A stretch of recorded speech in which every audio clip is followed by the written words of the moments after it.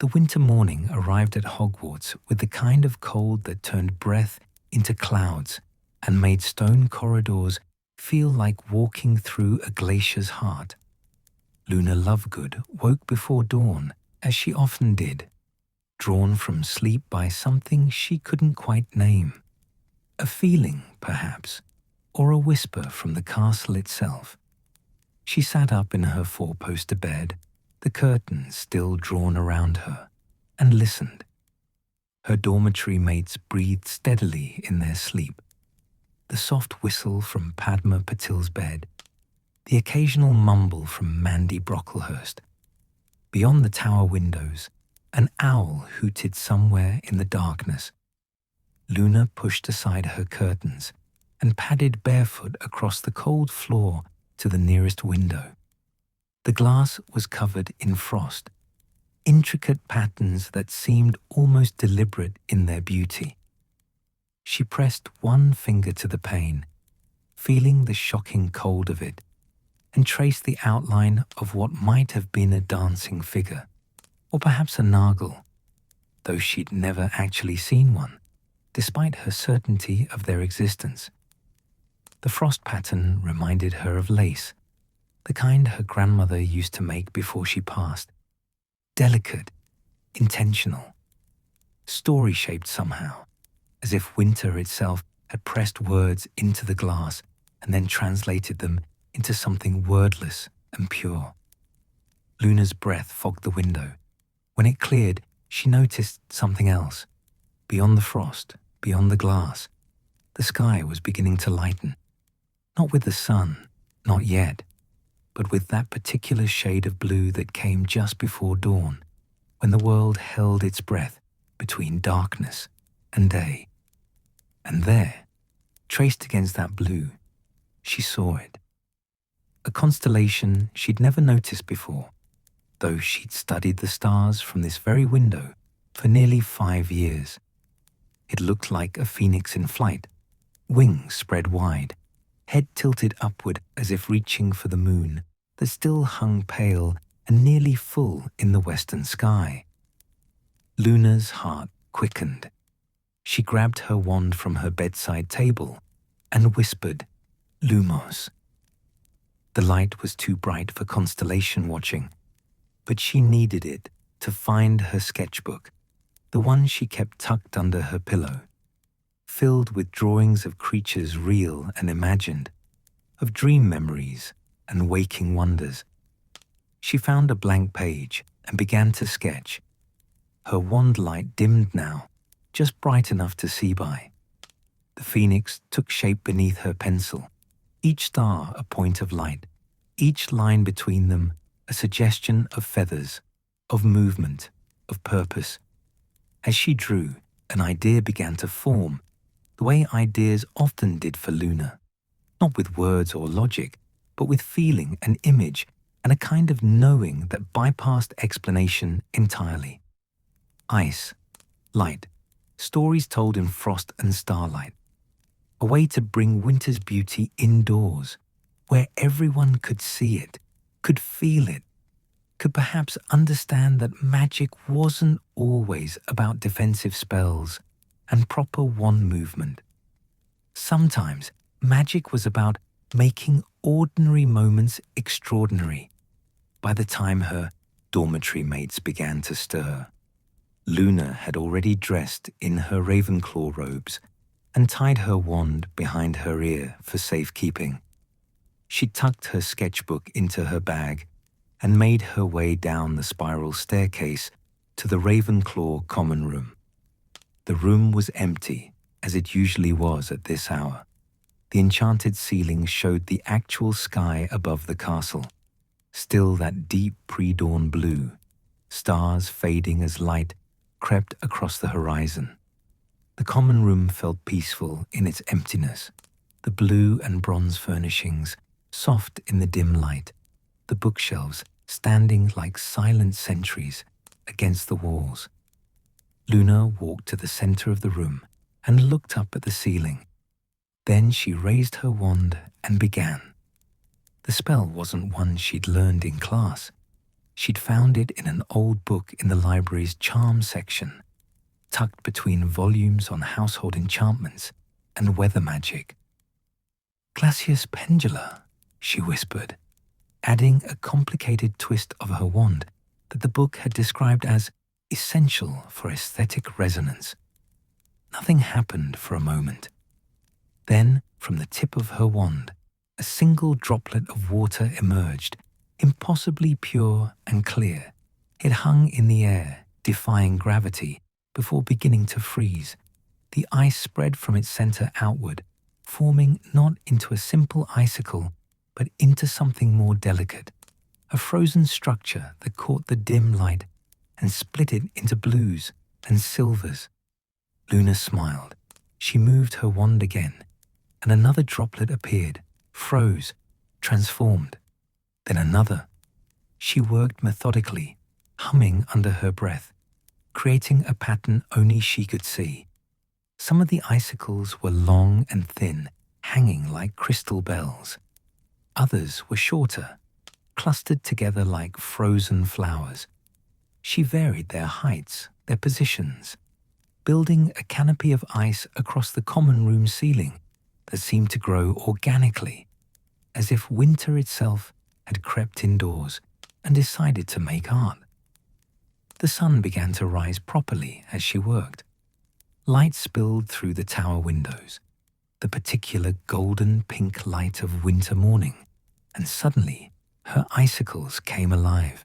They caught the light and transformed it, casting patterns across the floor, the walls, the furniture.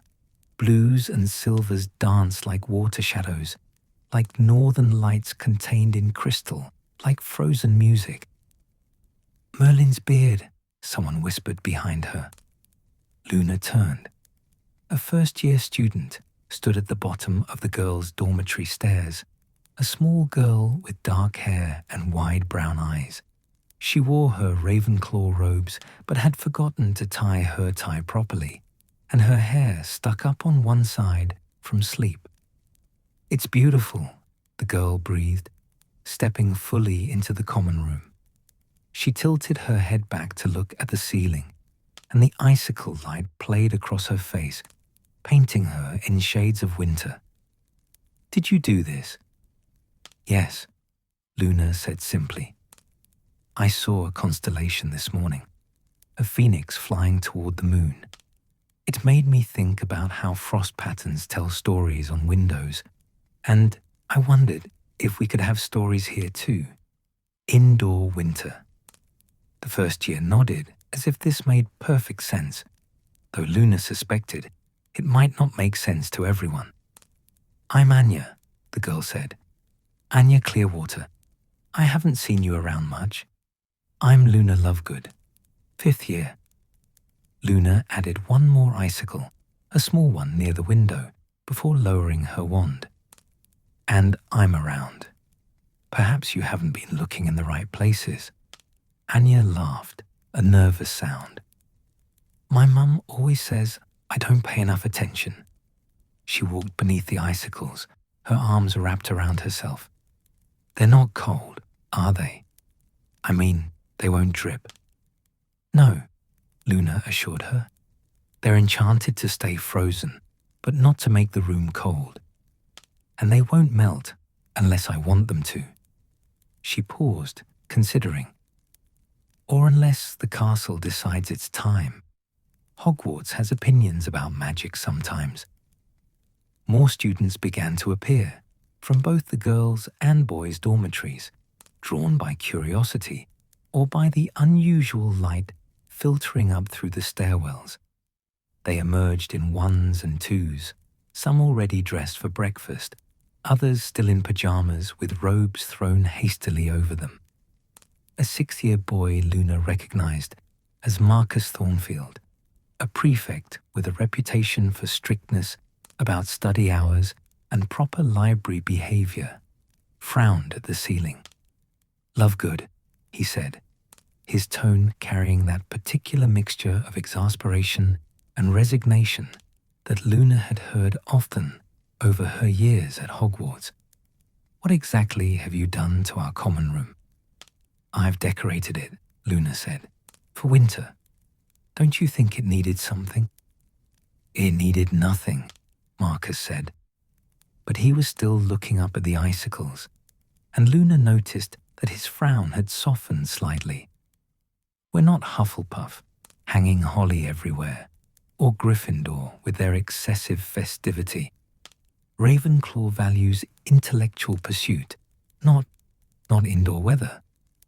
Rowena Ravenclaw valued wisdom, Luna said mildly, and I think wisdom includes knowing when to appreciate beautiful things.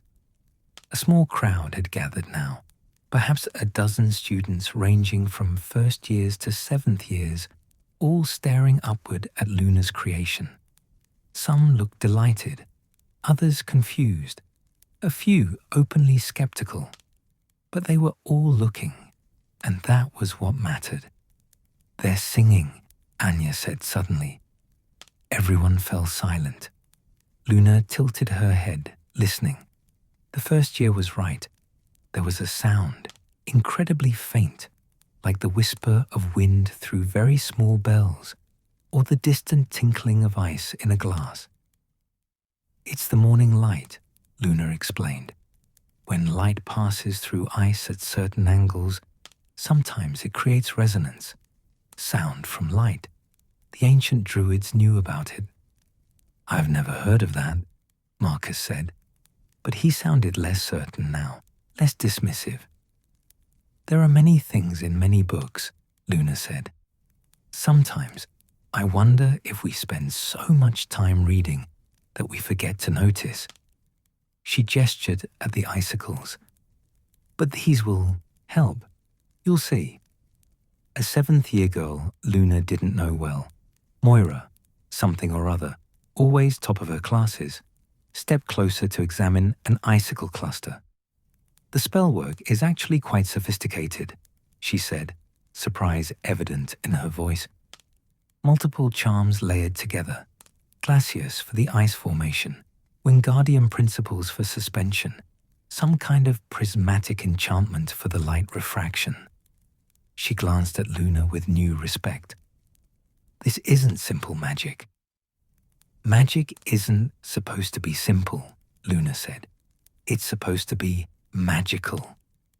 Someone laughed at that, and the sound seemed to break whatever tension had been building in the room.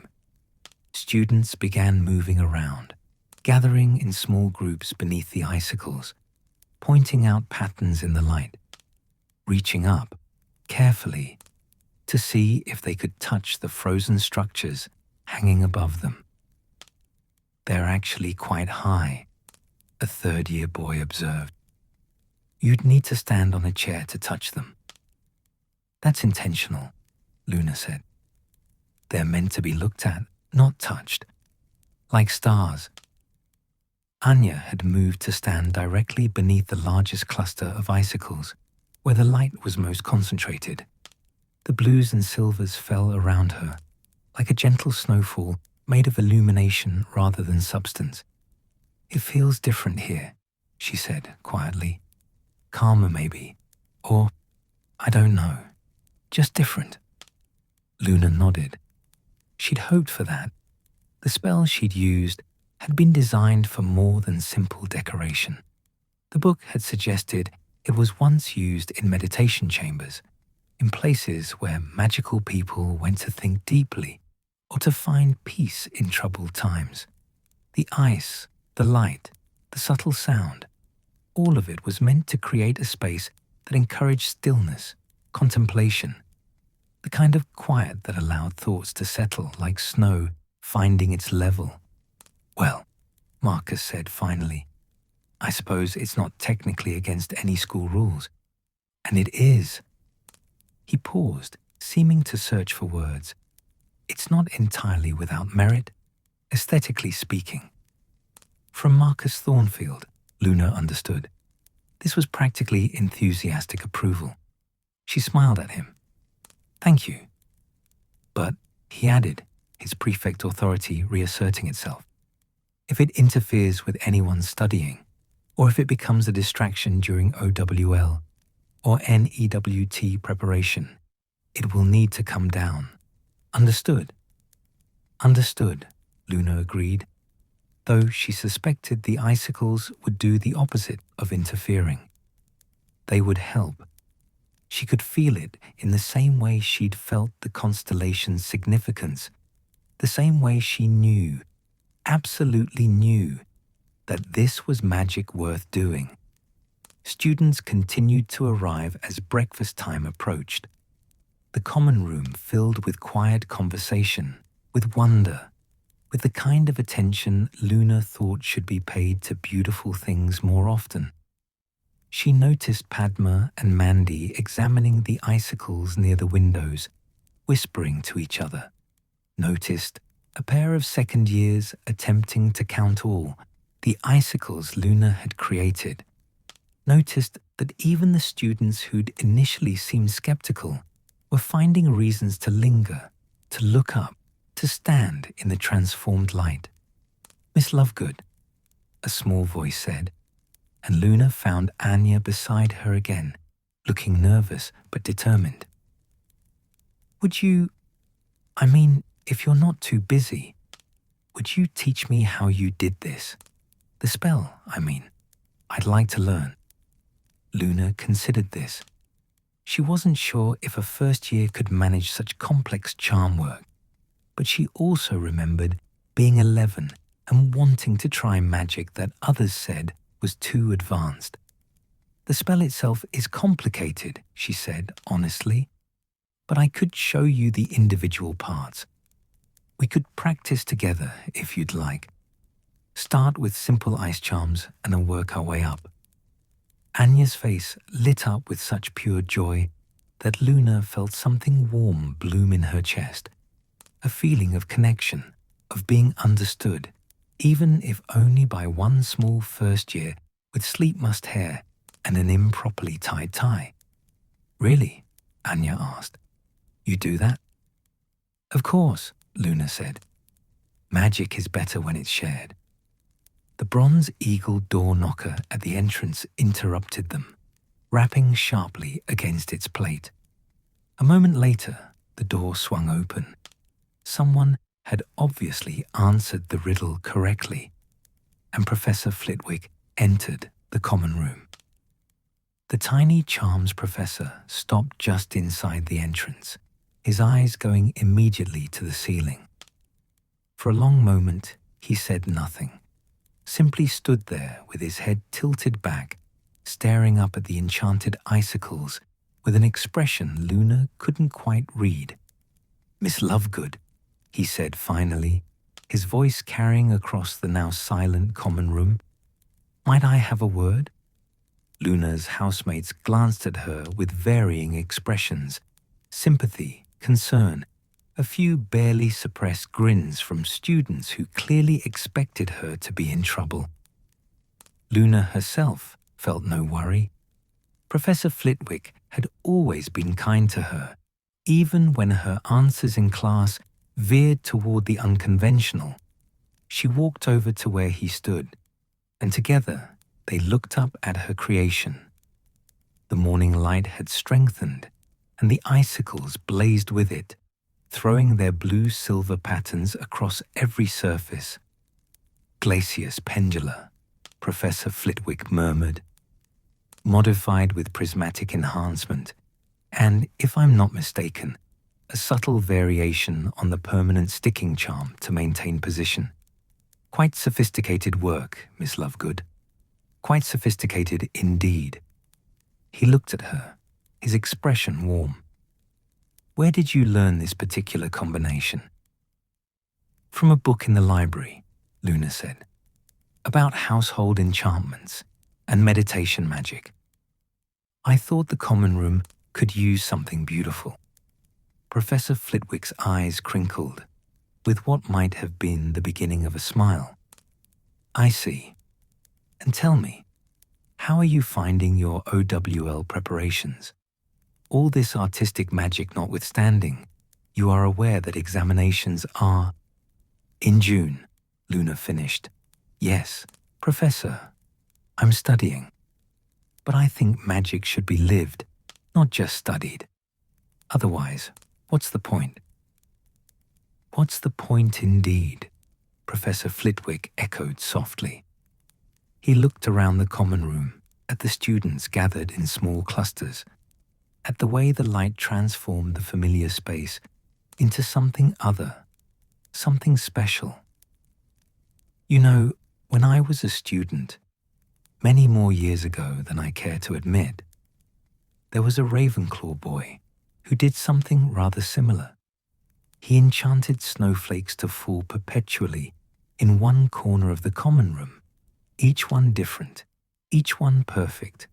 It was beautiful, and it was his way of reminding us that we were studying magic, not just memorizing it.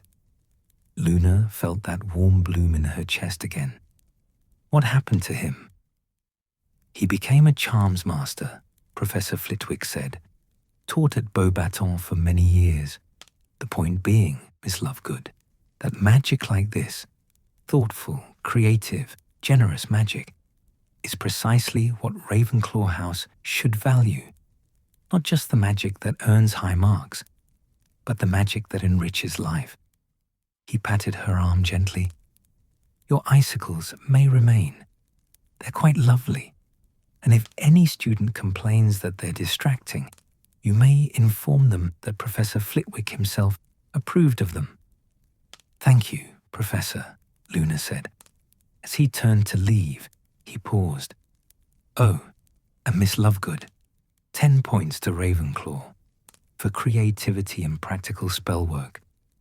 He smiled at her, a real smile, full of understanding, and for remembering that beauty matters.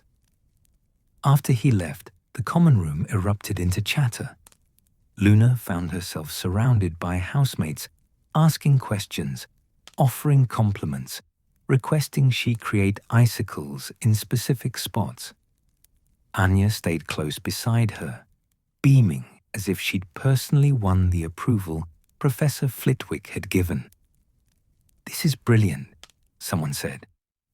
It's like having winter indoors, another student agreed. Marcus Thornfield caught Luna's eye from across the room. He didn't smile. Marcus rarely smiled. But he gave her a small nod, an acknowledgement of something. Perhaps respect, perhaps simply acceptance. Luna looked up at her icicles one more time before heading down to breakfast. They hung there like frozen music, like captured starlight, like questions asked in ice and answered in illumination.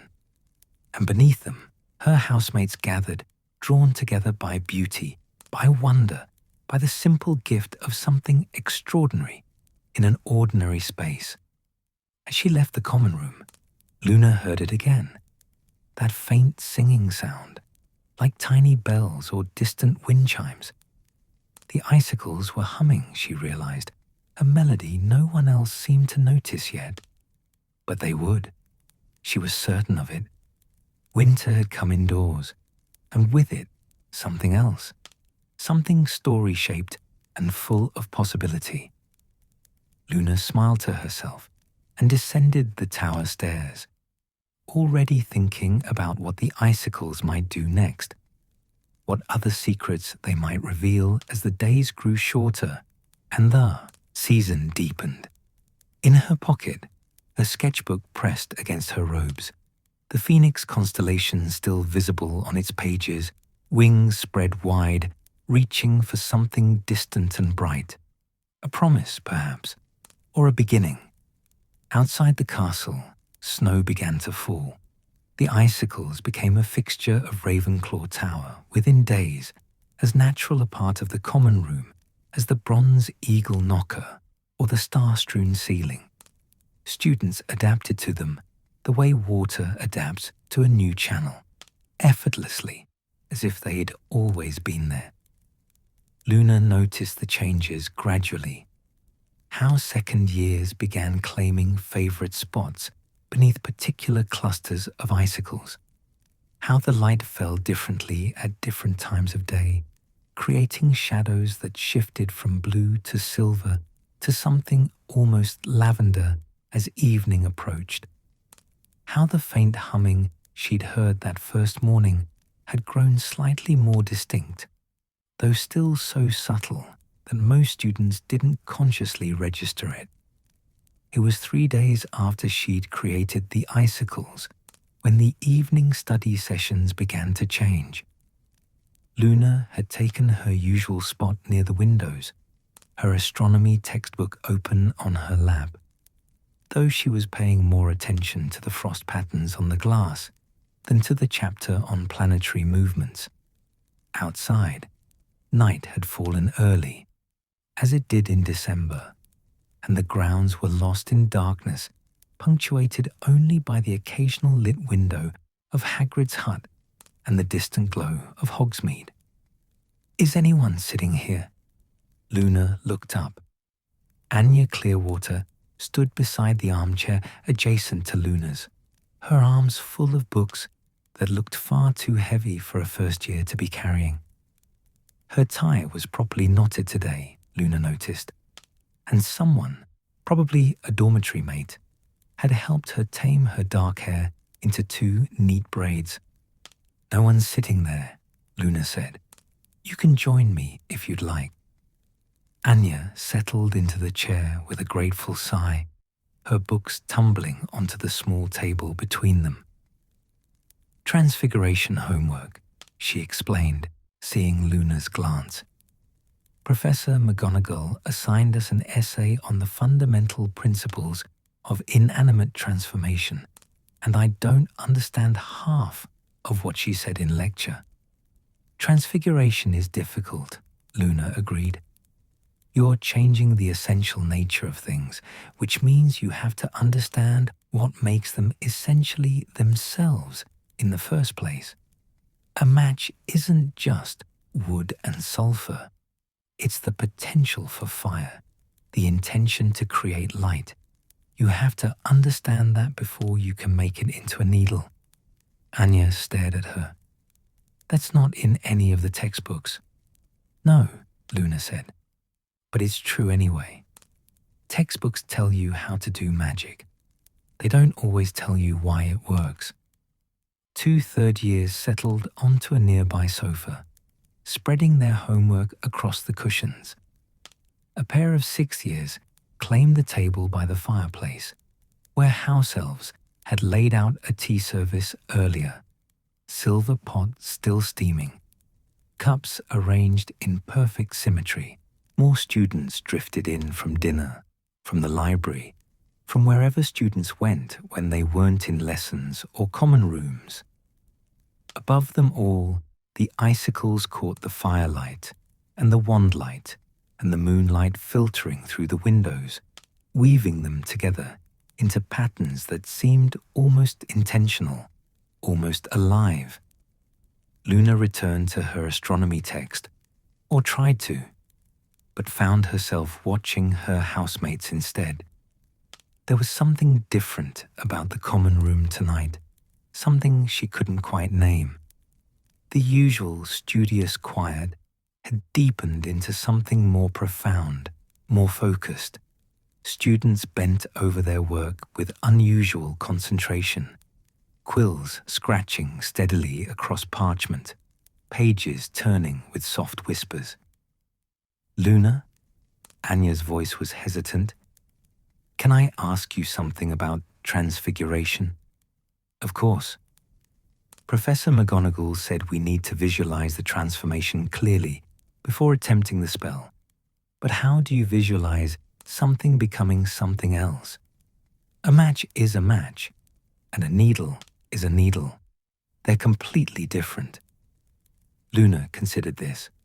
Above them, the icicles chimed softly, so softly she might have imagined it. "What if," she said slowly, "you don't visualize the match becoming a needle? What if you visualize the matchness fading away and the needleness emerging, like watching day turn into night? It's not that day becomes night. It's that day recedes and night reveals itself." Anya's face scrunched in concentration. "So I should imagine the wood and fire potential fading and the metal and sharpness appearing in its place. Something like that, Luna said. Though everyone's mind works differently, you might need to find your own way of seeing it. That actually makes sense, Anya said, sounding surprised. She picked up her quill with renewed determination. Thank you. As Anya bent over her parchment, Luna heard another voice, male, uncertain, from the direction of the fireplace. What walks on 4 legs in the morning, 2 legs in the afternoon, and 3 legs in the evening?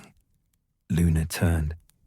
One of the 6th-year boys at the fireplace table was looking at his companion with an expression caught between challenge and amusement. That's the Sphinx's riddle, the other boy said. From Greek mythology. The answer is man. A baby crawls, an adult walks, an old person uses a cane. Too easy. Far too easy. Try this one. I have cities, but no houses, forests, but no trees, and water, but no fish. What am I? A brief pause. A map. Right. Your turn. Luna smiled to herself. Riddles had always been part of Ravenclaw tradition. The bronze eagle door knocker required answers to enter the common room, after all, and the Sorting Hat's song had mentioned wit and learning as Ravenclaw virtues.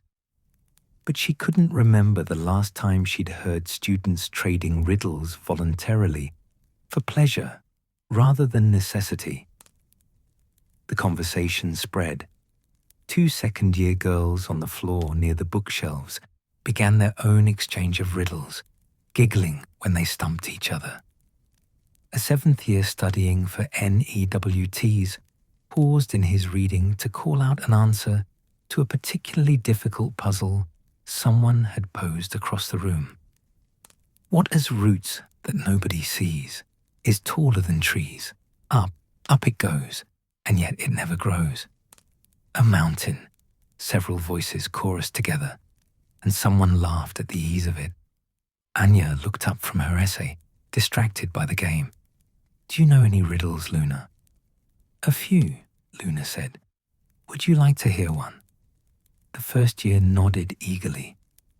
What is greater than the gods, more evil than the devil?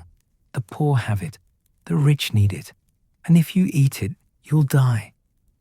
Anya's face scrunched in thought.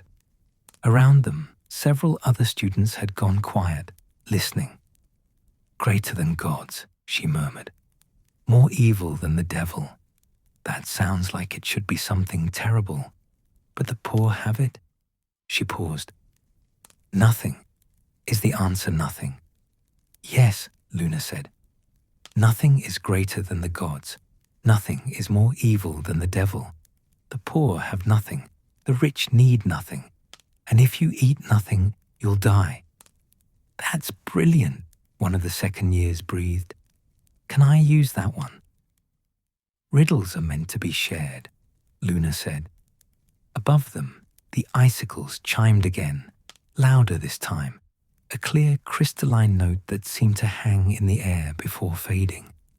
Several students glanced up, noticing for the first time that the ice formations seemed to be responding, reacting.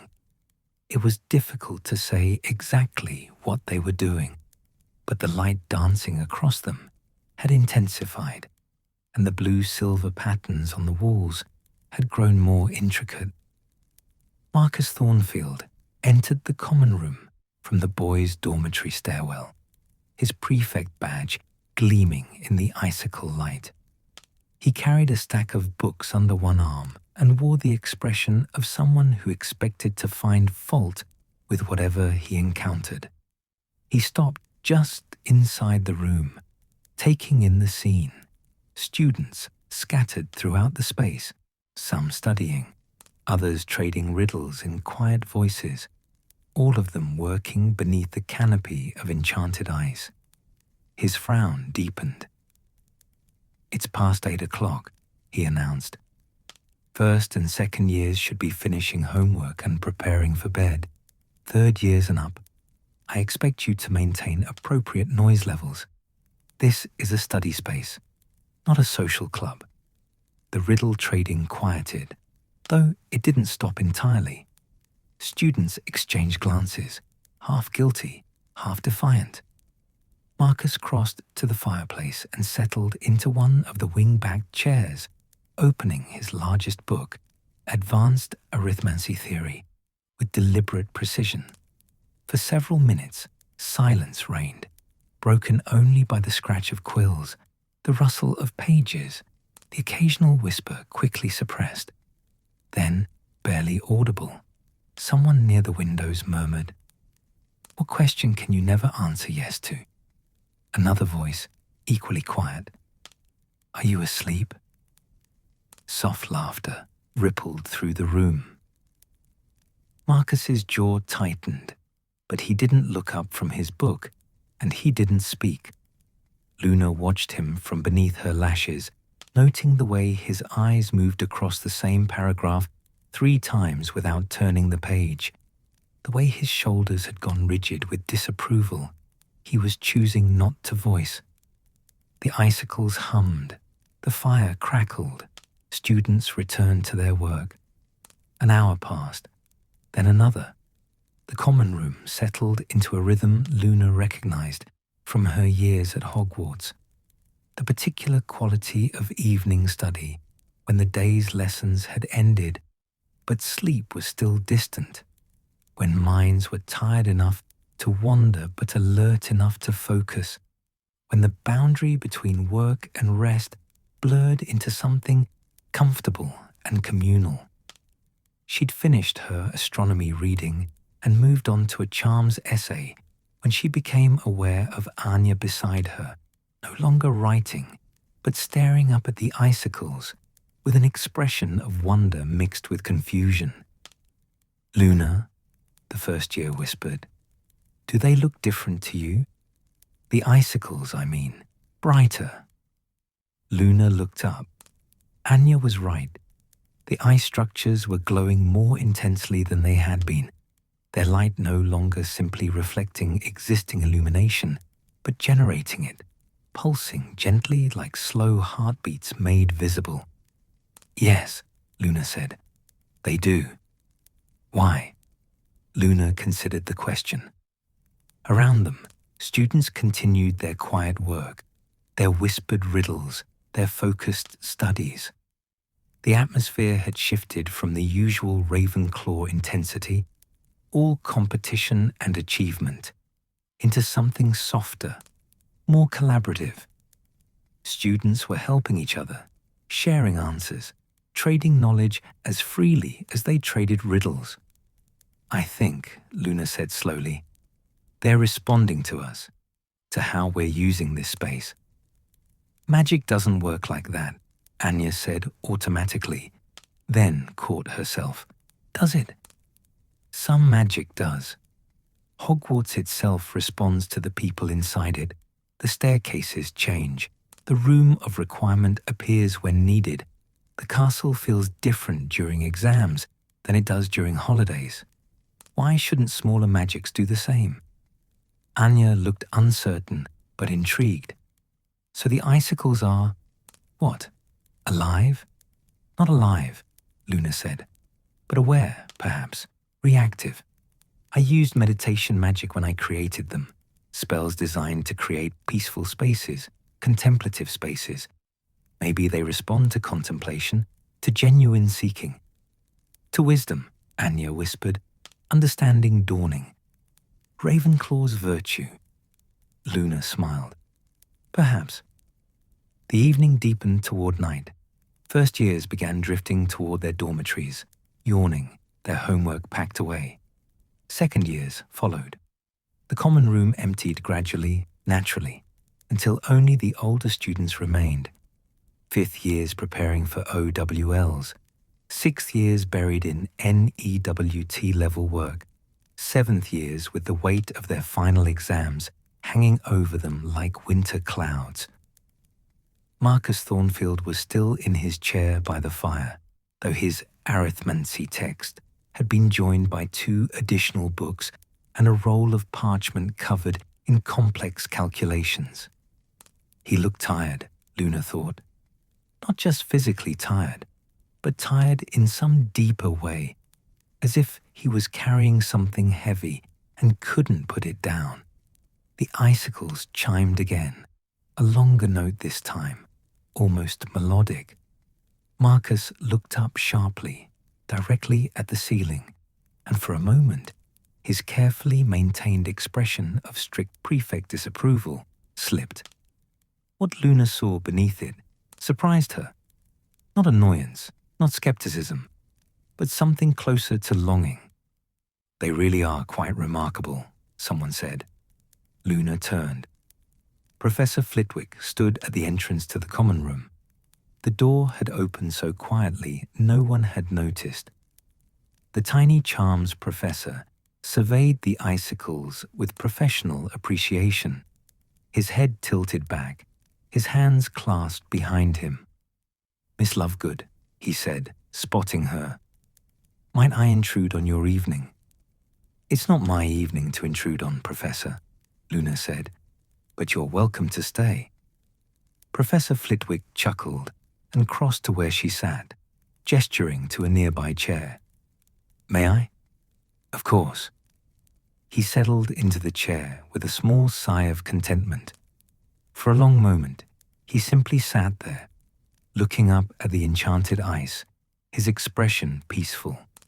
The remaining students had gone quiet again, aware of their head of house's presence, uncertain whether his visit meant approval or impending removal of Luna's creation. "When I was a student here," Professor Flitwick said finally, his voice pitched to carry to the handful of students still present, "there was a Ravenclaw tradition I've always treasured. On winter evenings, after dinner but before curfew, students would gather in the common room to share riddles and puzzles, not for any practical purpose, not for homework or preparation for the door knocker's questions, but simply for the joy of it, for the pleasure of wit matching wit, of minds engaging with minds." He paused, looking around at the students. "I haven't seen that tradition properly observed in many years.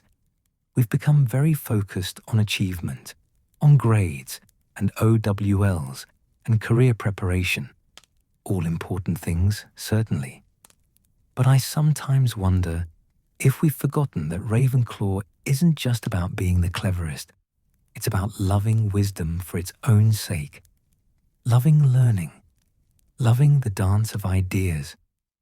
Marcus Thornfield had gone very still in his chair, his quill frozen above his parchment. "These icicles," Professor Flitwick continued, "seem to have reminded you all of something we'd lost. Or perhaps they've created space for something we didn't know we needed." He smiled at Luna. "Thank you, Miss Lovegood, for that gift." "You're welcome, Professor," Luna said, "though I think the icicles might have their own ideas about what they're doing." "Oh." Professor Flitwick's eyebrows rose with interest. "Do tell." "They respond," Luna said, "to genuine curiosity, I think, to honest seeking. Watch." She stood and walked to the center of the common room, directly beneath the largest cluster of icicles. The blue-silver light fell around her like gentle rain. "I've been wondering," she said clearly, "about the nature of wisdom. Whether it's something you acquire through study or something you discover was already inside you." The icicles chimed, a clear, pure sound, like a bell struck in a cathedral. The light intensified, the patterns on the walls growing more complex, and for a moment, Luna could have sworn she felt something like warmth, though the ice itself remained frozen. "Extraordinary," Professor Flitwick breathed.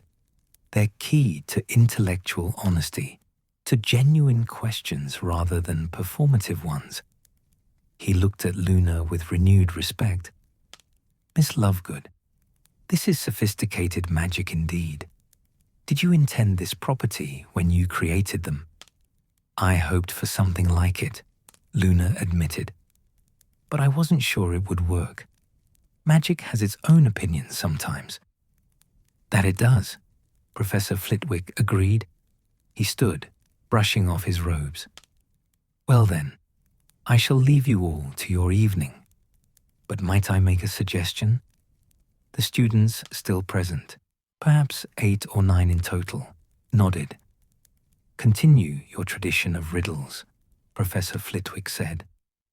Let this common room be what it was meant to be, a place where curious minds gather not just to study, but to wonder, where questions matter as much as answers, where wisdom is sought not for grades or glory, but for its own beautiful sake.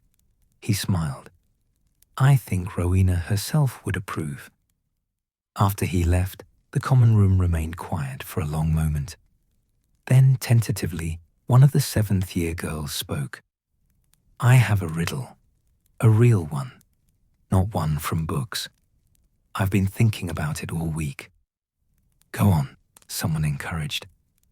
How do you know, the girl said slowly, when you're truly learning something versus just memorizing it well enough to pass an exam? Silence. Not uncomfortable silence, but thoughtful silence. The kind that comes when a real question has been asked, one that demands a real answer.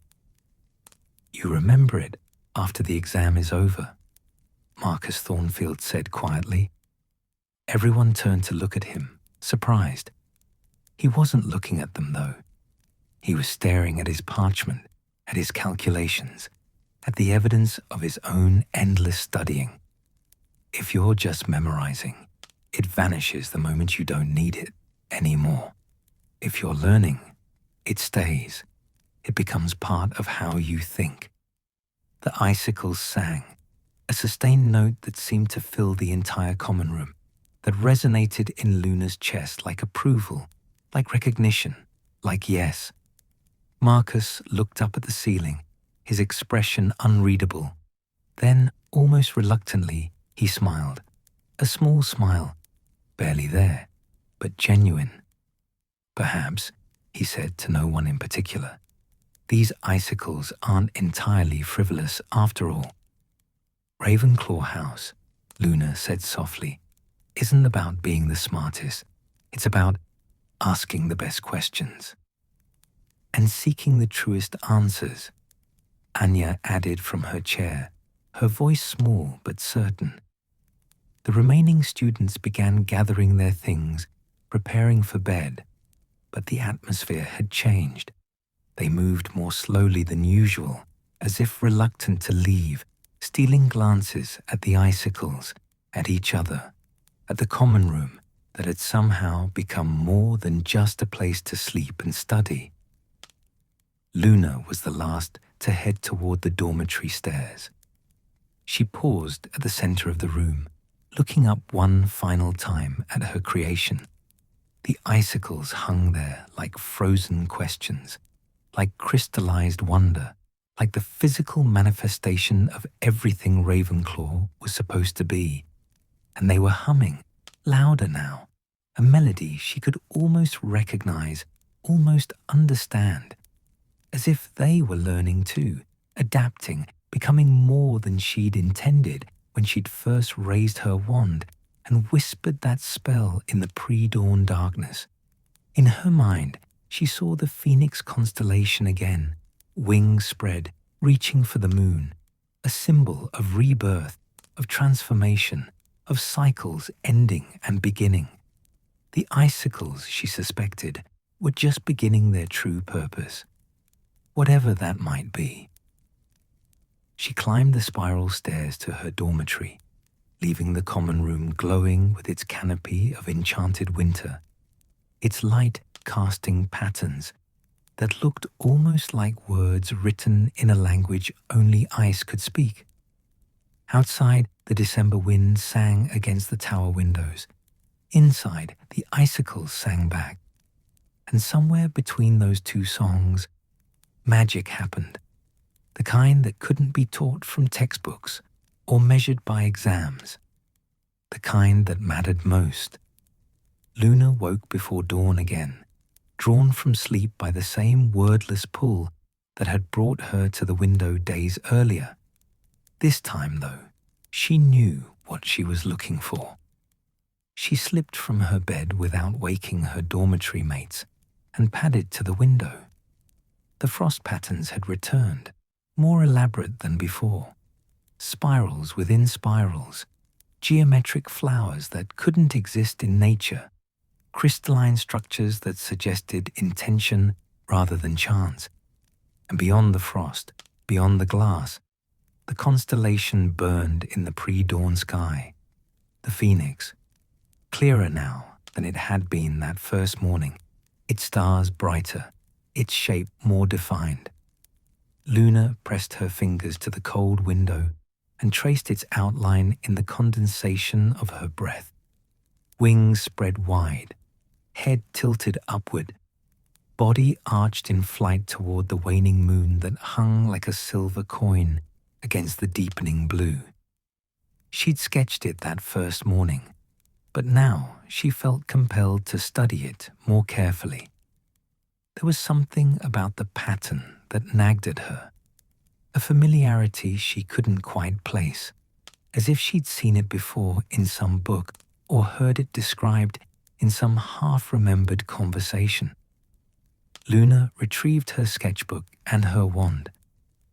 "Lumos," she whispered, keeping the light dim. She settled onto the window seat and began to draw again, this time adding more detail. The exact positions of the stars, their relative brightness, the subtle variations in their coloring. Some were blue-white, others warmer, gold or amber.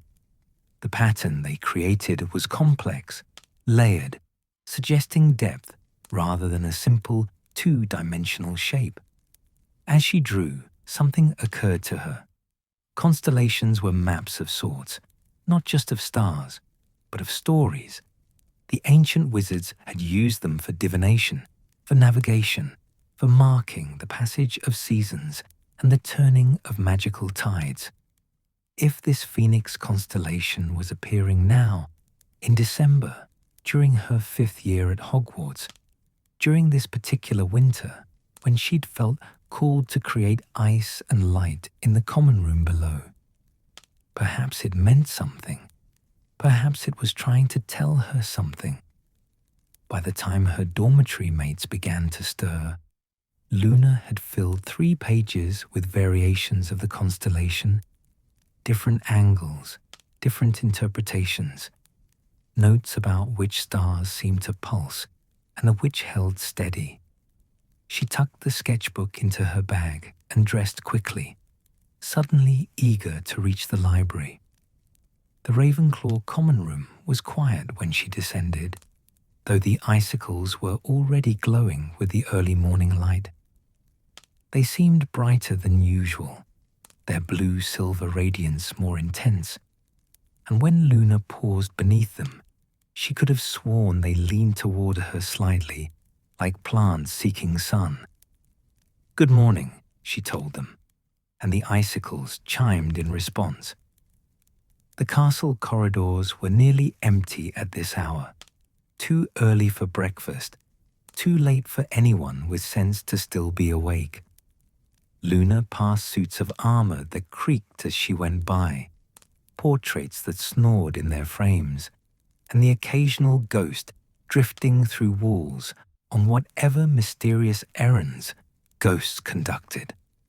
The library doors were locked, but that had never stopped Luna before. She knocked 3 times, softly, respectfully, and whispered, "Please, it's important." The doors clicked open. Madame Pince had never explicitly told Luna she could enter the library before official hours, but she'd never explicitly forbidden it either, and Luna had learned to interpret silence as permission when it came to books. The library was dark, except for the enchanted windows that showed false dawn. Madame Pince's way of ensuring the room always had reading light, regardless of actual time of day. Luna made her way through the stacks toward the astronomy section, her footsteps silent on the thick carpet, her wand light bobbing ahead of her like a curious firefly. She found what she was looking for on a shelf near the back: Celestial Mysteries and Magical Markers by Stellarius Night Sky, a comprehensive guide to constellation interpretation in wizarding tradition. The book was old, its leather binding cracked, its pages yellowed and soft with age. Luna carried it to a nearby table and opened it carefully. The index listed hundreds of constellations, some familiar, others obscure. She ran her finger down the entries: dragon, centaur, griffin, unicorn. There, phoenix. She turned to the indicated page and found an illustration that matched her sketches almost exactly. The same spread wings, the same upward tilt, the same suggestion of flight towards something distant and bright. The Phoenix constellation, the text read, appears in the northern winter sky during years of significant magical transformation. Last documented, 1945, 1895, 1845. Pattern suggests 50-year cycle, though variations have been noted. Luna's breath caught. 50 years. The last appearance would have been 1945, the year Grindelwald was defeated, the year the First War against dark magic ended. And before that, 1895, she'd have to research what happened then, but surely something significant. She read on. Phoenix symbolism in wizarding culture represents rebirth, renewal, and the cyclical nature of magical power. When the constellation appears, it traditionally signals a time of ending and beginning, old patterns dissolving, new possibilities emerging. Wizards who sight the phoenix during its visible period often report heightened intuition, prophetic dreams, and an increased sensitivity to latent magical properties in their environment. Historically, the Phoenix constellation has been associated with institutional transformation, changes in magical schools, reformations of wizarding governments, shifts in accepted magical practice. Its appearance is considered auspicious for those seeking wisdom, dangerous for those clinging to outdated power structures. Luna copied the passage into her notebook, her mind racing. The icicles in the common room, the way they responded to genuine curiosity, to honest questions, the revival of Ravenclaw's riddle tradition, the sense she'd had from the beginning that this was magic worth doing, magic that mattered beyond simple decoration. What if it was all connected? What if the constellation had called to her somehow, had drawn her to the window that first morning and planted the idea of bringing winter indoors? What if the icicles were meant to be created now, during this particular winter, during this year when the phoenix flew across the sky and signaled transformation? She spent the next hour researching historical events that coincided with previous Phoenix constellation appearances. In 1845, Hogwarts had undergone a major curriculum reform, adding several new subjects and restructuring house point systems. In 1895, the International Confederation of Wizards had been established, fundamentally changing how magical governments interacted. In 1945, everyone knew about 1945. Each appearance of the constellation had marked a turning point.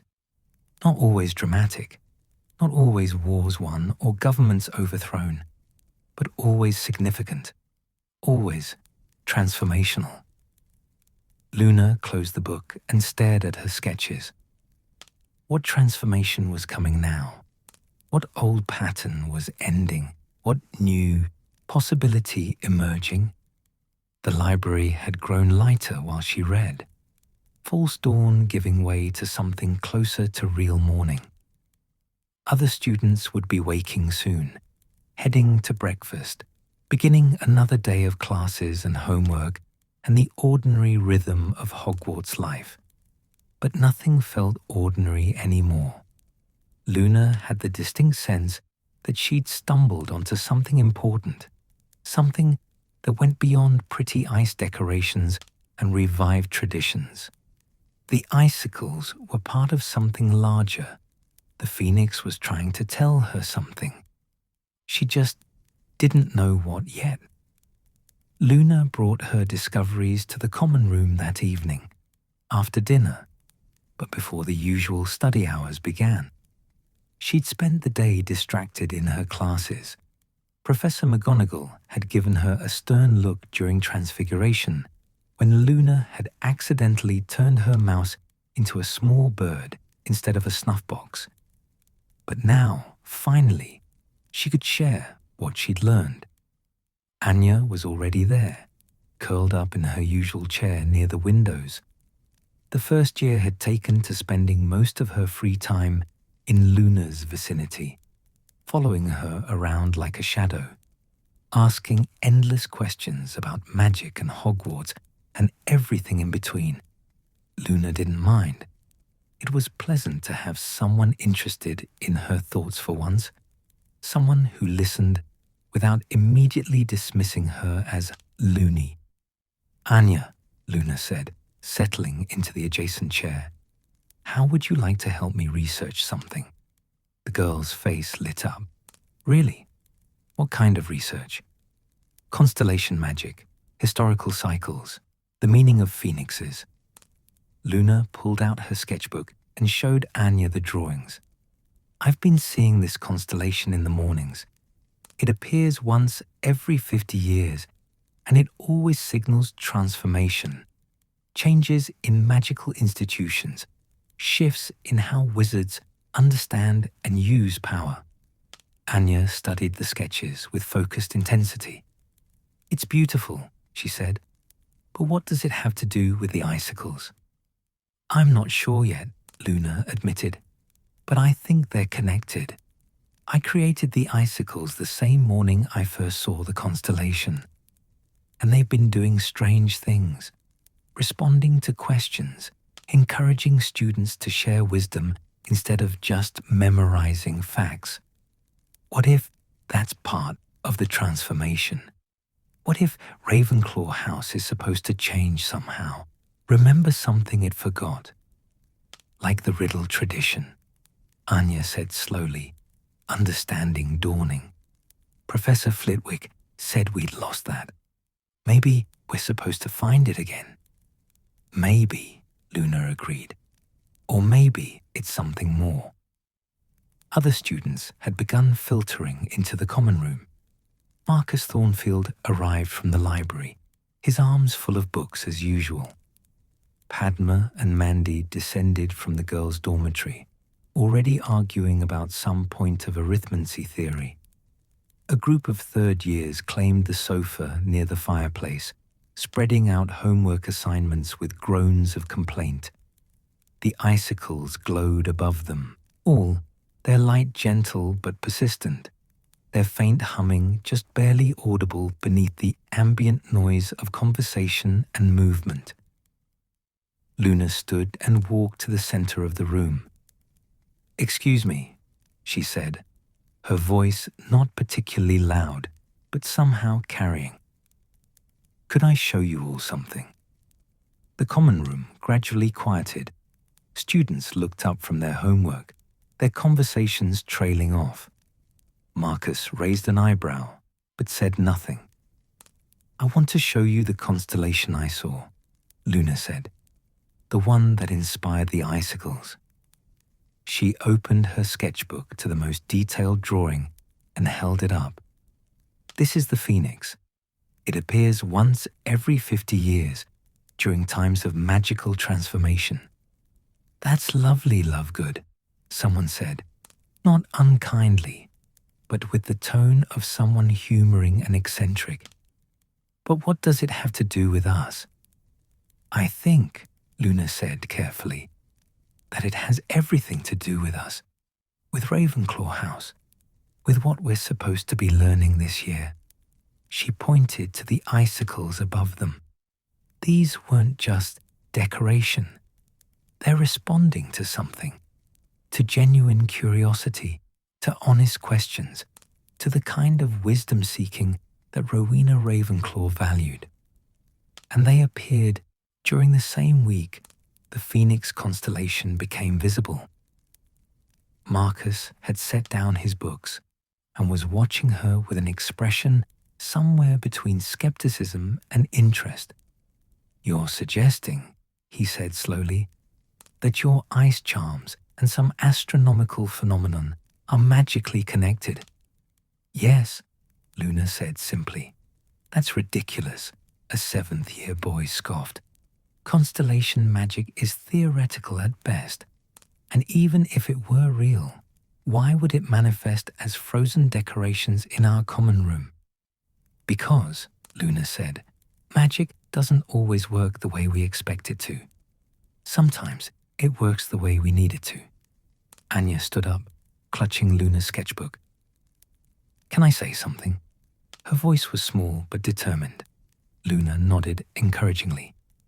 "Before Luna made the icicles," Anya said, "this common room was intimidating.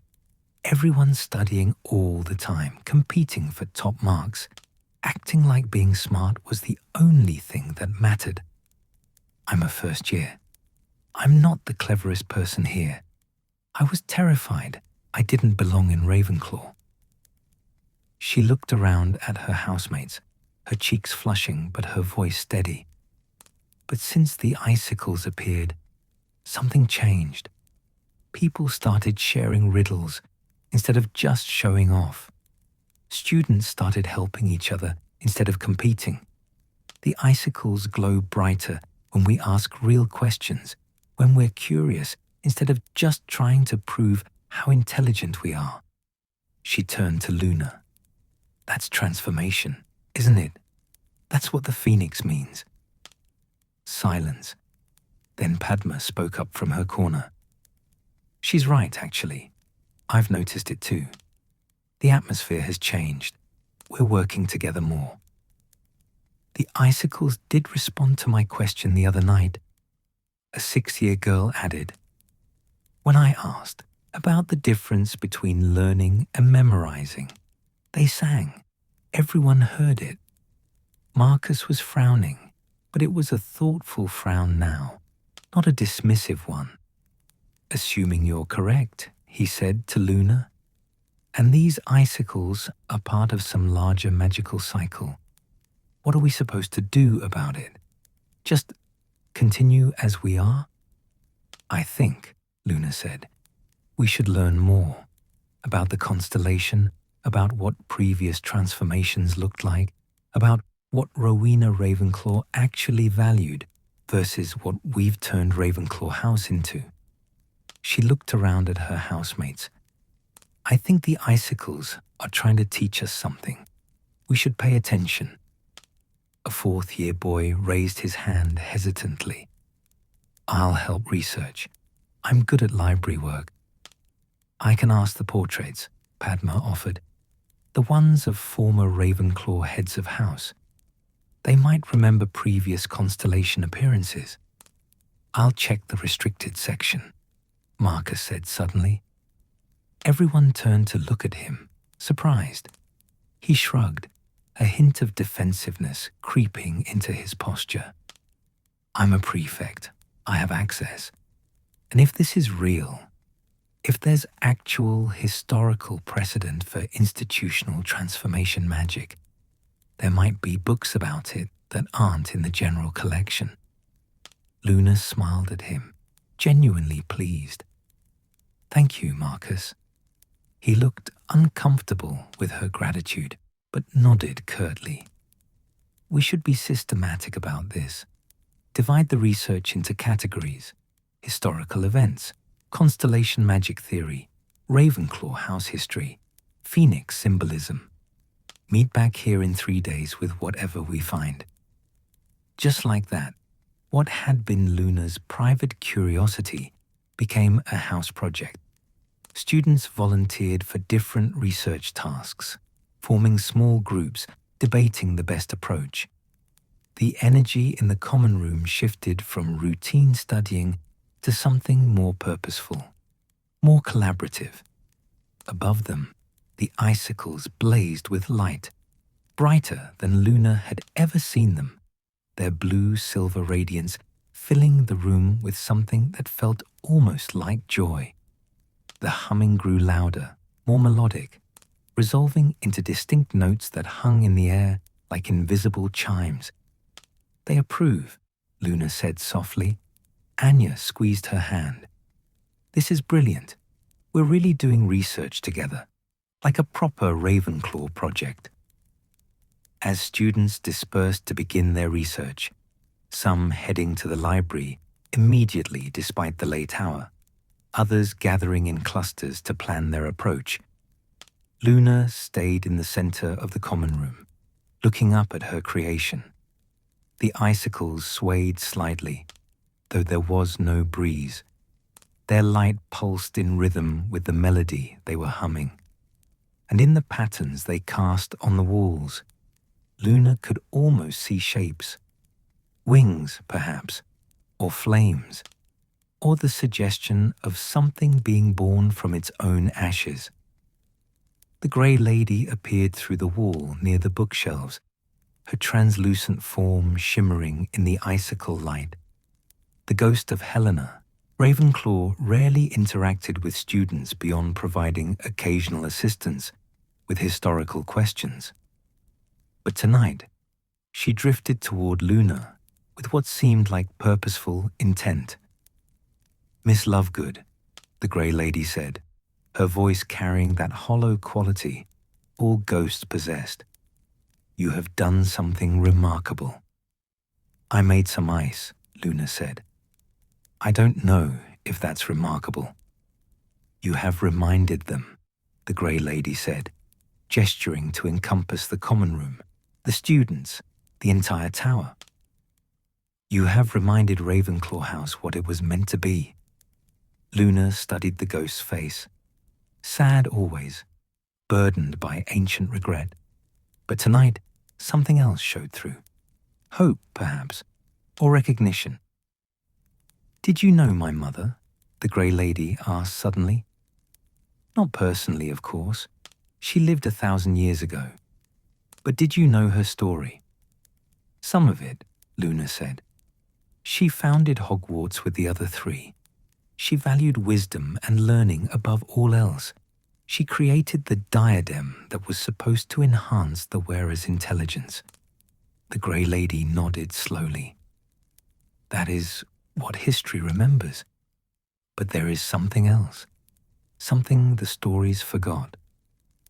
She drifted closer, her form flickering in the icicle light. "My mother did not value intelligence for its own sake. She valued the seeking of wisdom, the questions more than the answers, the journey more than the destination. She believed that true learning came from curiosity, from wonder, from the willingness to admit you do not know." She gestured to the icicles. "This magic you have created, it responds to honesty, to genuine seeking. That is my mother's magic. That is what Ravenclaw was meant to teach." Luna felt something click into place, like a puzzle piece finally finding its proper position. But somewhere along the way, we forgot. Ravenclaw became about being the smartest instead of being the most curious. "Yes," the grey lady said, "and every 50 years, when the Phoenix constellation appears, there is an opportunity to remember, to transform, to return to first principles." Her translucent eyes met Luna's. "You were called to create this magic, Miss Lovegood. The constellation chose you because you understand what my mother understood, that wisdom begins with wonder." The ghost began to fade, drifting back toward the wall. But before she disappeared entirely, she paused. "There is a chamber," she said, beneath the Ravenclaw Tower. My mother used it for her most profound work, for teaching students who sought wisdom rather than mere knowledge. It has been sealed for centuries. But if the icicles continue their work, if the transformation completes, you may find the way to open it. Then she was gone, vanished through the stone as if she'd never been there at all. Luna stood very still, her mind whirring. A chamber, sealed for centuries. Rowena Ravenclaw's most profound work. Around her, her housemates continued their excited planning, their research organization, their newfound collaboration. Above her, the icicles sang their crystalline song.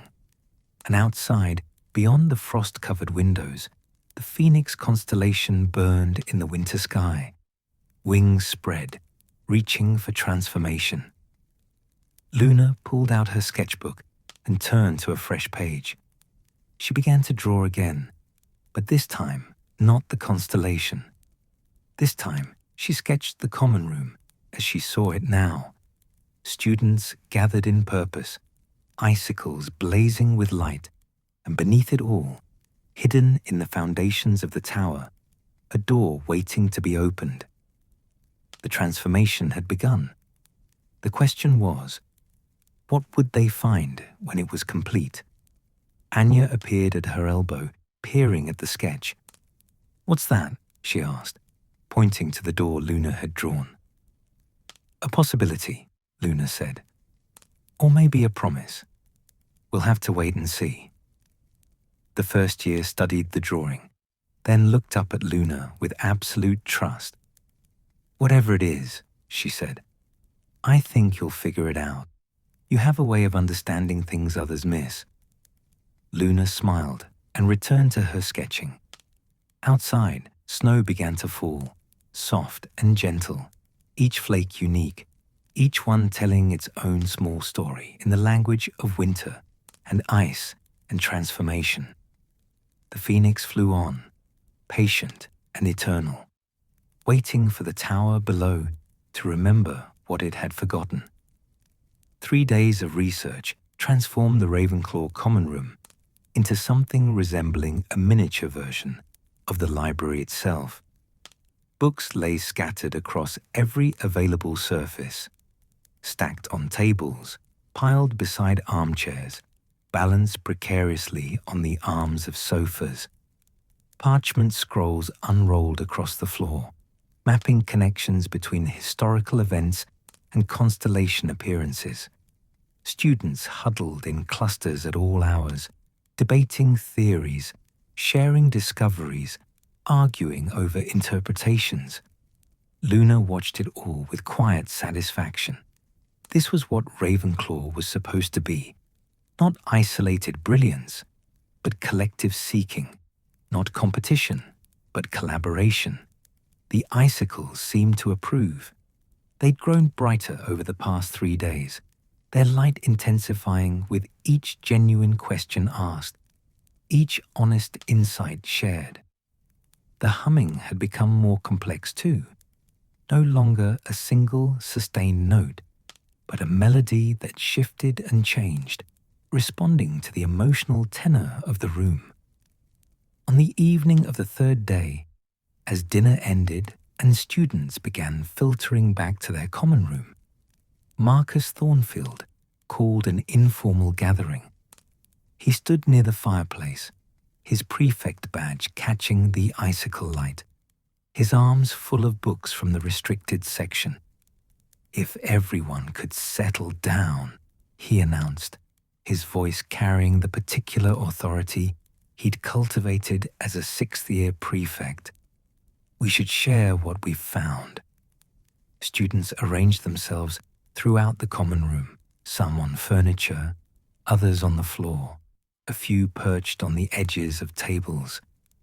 Luna sat in her usual spot near the windows, Anya curled up beside her like a devoted familiar. The winter darkness pressed against the glass behind them, but inside, the icicles bathed everything in their gentle blue-silver glow. "I'll start," Marcus said, setting his books down carefully. I found 3 volumes in the restricted section that reference the Phoenix constellation. 2 are academic texts on astronomical magic cycles. The third, he picked up a slim volume bound in faded blue leather. The third is a journal written by Rowena Ravenclaw herself. Silence fell across the common room. Even the icicles seemed to still, their humming dropping to barely audible. "It's not complete," Marcus continued. "Only fragments have survived, pages preserved by enchantment, copied and recopied over centuries. But there's an entry from what scholars believe was the year 995, when Rowena was in her 50s and Hogwarts had been established for about 15 years. He opened the journal carefully and began to read. "The phoenix burns again in the northern sky, as it did when I was a girl, as it will when I am long dust. My colleagues believe it is merely astronomical coincidence, stars following their ordained paths, signifying nothing. But I know better. I have felt its pull, the way winter pulls sap from leaves, the way spring pulls flowers from frozen earth. Transformation is coming." Marcus paused, looking up at his housemates. She goes on to describe feeling compelled to create what she calls teaching spaces, locations where the castle itself would assist in the learning process, where magic would respond to genuine curiosity rather than rote memorization. She mentions creating a chamber beneath the Ravenclaw Tower, though the next several pages are too damaged to read. "The Grey Lady told me about that chamber," Luna said. Everyone turned to look at her. She said Rowena used it for her most profound work, for teaching students who sought wisdom rather than mere knowledge. She said it's been sealed for centuries, but that we might find the way to open it. "How?" Padma asked from her corner, leaning forward with interest. She didn't say, only that if the transformation completes, we'll know. A first-year boy raised his hand tentatively. "What transformation exactly? What are we supposed to be transforming into?" "Not into," Luna said. Back to what Ravenclaw was meant to be originally." Moira, the 7th year who'd first appreciated the sophistication of Luna's spellwork, spoke up next. "I researched previous Phoenix constellation appearances and what changed at Hogwarts during those periods. In 1845, when the constellation appeared, Ravenclaw House was apparently going through what historical records call a crisis of purpose. Students were so focused on academic achievement that they'd stopped helping each other. Everything was competition, rankings, proving who was cleverest." "Sounds familiar," someone muttered, and nervous laughter rippled through the room. The then head of Ravenclaw House, Professor Thaddeus Winstanley, instituted major reforms. Moira continued. He created collaborative learning requirements, established study groups as mandatory, and reintroduced the ancient tradition of wisdom circles, where students would gather to discuss philosophical questions without any grading or assessment. "What happened?" Anya asked. Ravenclaw House performance improved dramatically. Not just grades, though those went up too, but student well-being, house unity, retention of knowledge after graduation. The reforms lasted about 30 years before gradually being abandoned. Moira shrugged. "People forget. Priorities shift. Houses drift back to old patterns." "Until the phoenix appears again," Luna said softly, "and reminds us." Marcus nodded slowly. "The pattern is consistent across all documented appearances. The constellation signals a time when institutions can either transform or stagnate, when old patterns can be released and new, or original, ones can be embraced. He looked up at the icicles. And apparently, sometimes the transformation is initiated by a fifth year creating enchanted ice in the common room. Luna felt heat rise to her cheeks. She wasn't used to being the center of attention, wasn't comfortable with the weight of expectations she could sense building in the room. "It's not just me," she said. "The icicles respond to all of us, to genuine questions, honest curiosity, vulnerability. We're all part of this." "Then we should test it," Padma said. She stood and walked to the center of the common room, directly beneath the largest cluster of icicles. "I have a question, a real one, not something for homework or exams." The room went quiet. The icicles seemed to lean toward her, their light intensifying slightly. "How do I know?" Padma said, her voice clear but vulnerable. "If I'm studying because I genuinely want to learn, or because I'm afraid of disappointing my parents. They expect excellence, top marks, prefect badge, head girl eventually, ministry position after graduation. But sometimes I'm not sure if I even want those things, or if I just want them to be proud of me." The icicles sang, a long, sustained note that filled the common room with crystalline sound. The light blazed brighter, the blue-silver patterns on the walls becoming almost hypnotic in their complexity. And something else happened, something new. The air itself seemed to shimmer, and for a moment, Luna could have sworn she saw shapes in the light. Translucent figures, ghost-like, but not ghosts. Images of students past and present, all asking the same question in different words. The vision faded, but the icicles continued to glow with unusual intensity.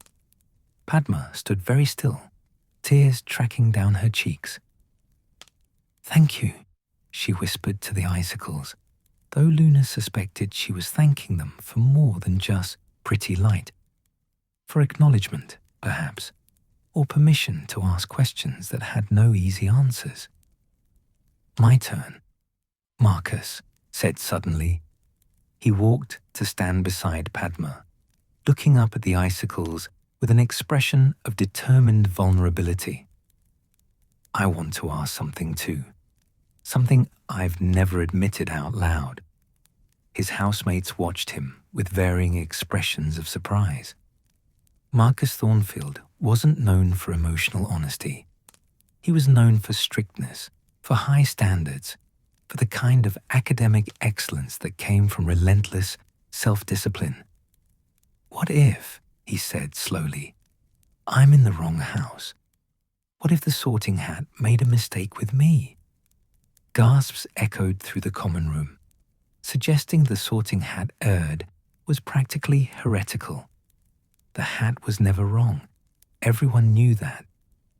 "I value knowledge," Marcus continued, his voice gaining strength.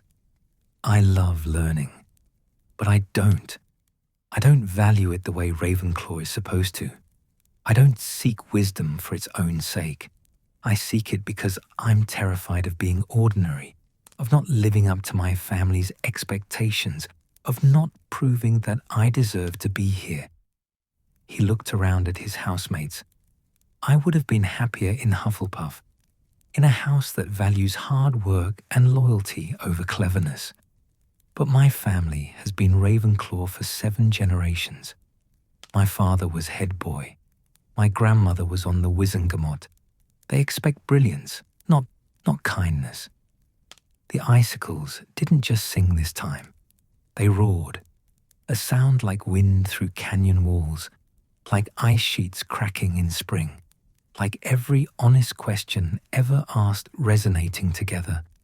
The light became almost blinding, and the patterns on the walls shifted into something that looked unmistakably like a badger standing beside an eagle. the two house symbols intertwined rather than separate. When the sound faded and the light normalized, Marcus was trembling. "I felt something," he said, his voice shaking. "When they sang, I felt acceptance, like it was saying that questioning where you belong is itself a kind of wisdom." "The hat told me," Luna said quietly, "that I could have gone to Gryffindor or Ravenclaw. It said I had more than enough wit for Ravenclaw, but also courage for Gryffindor, and I should choose. I picked Ravenclaw because I liked the sound of the common room being in a tower." She smiled at Marcus. "Houses are more flexible than we think. We contain multitudes." "I almost went to Slytherin," Moira admitted. "The hat debated for 3 minutes, said I had ambition enough for 10 Slytherins, but wisdom enough to use it well, and that made me more Ravenclaw than most."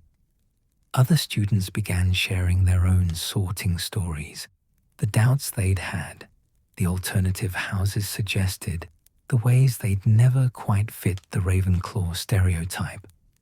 A fourth-year boy confessed he was terrible at most academic subjects, but brilliant at magical theory.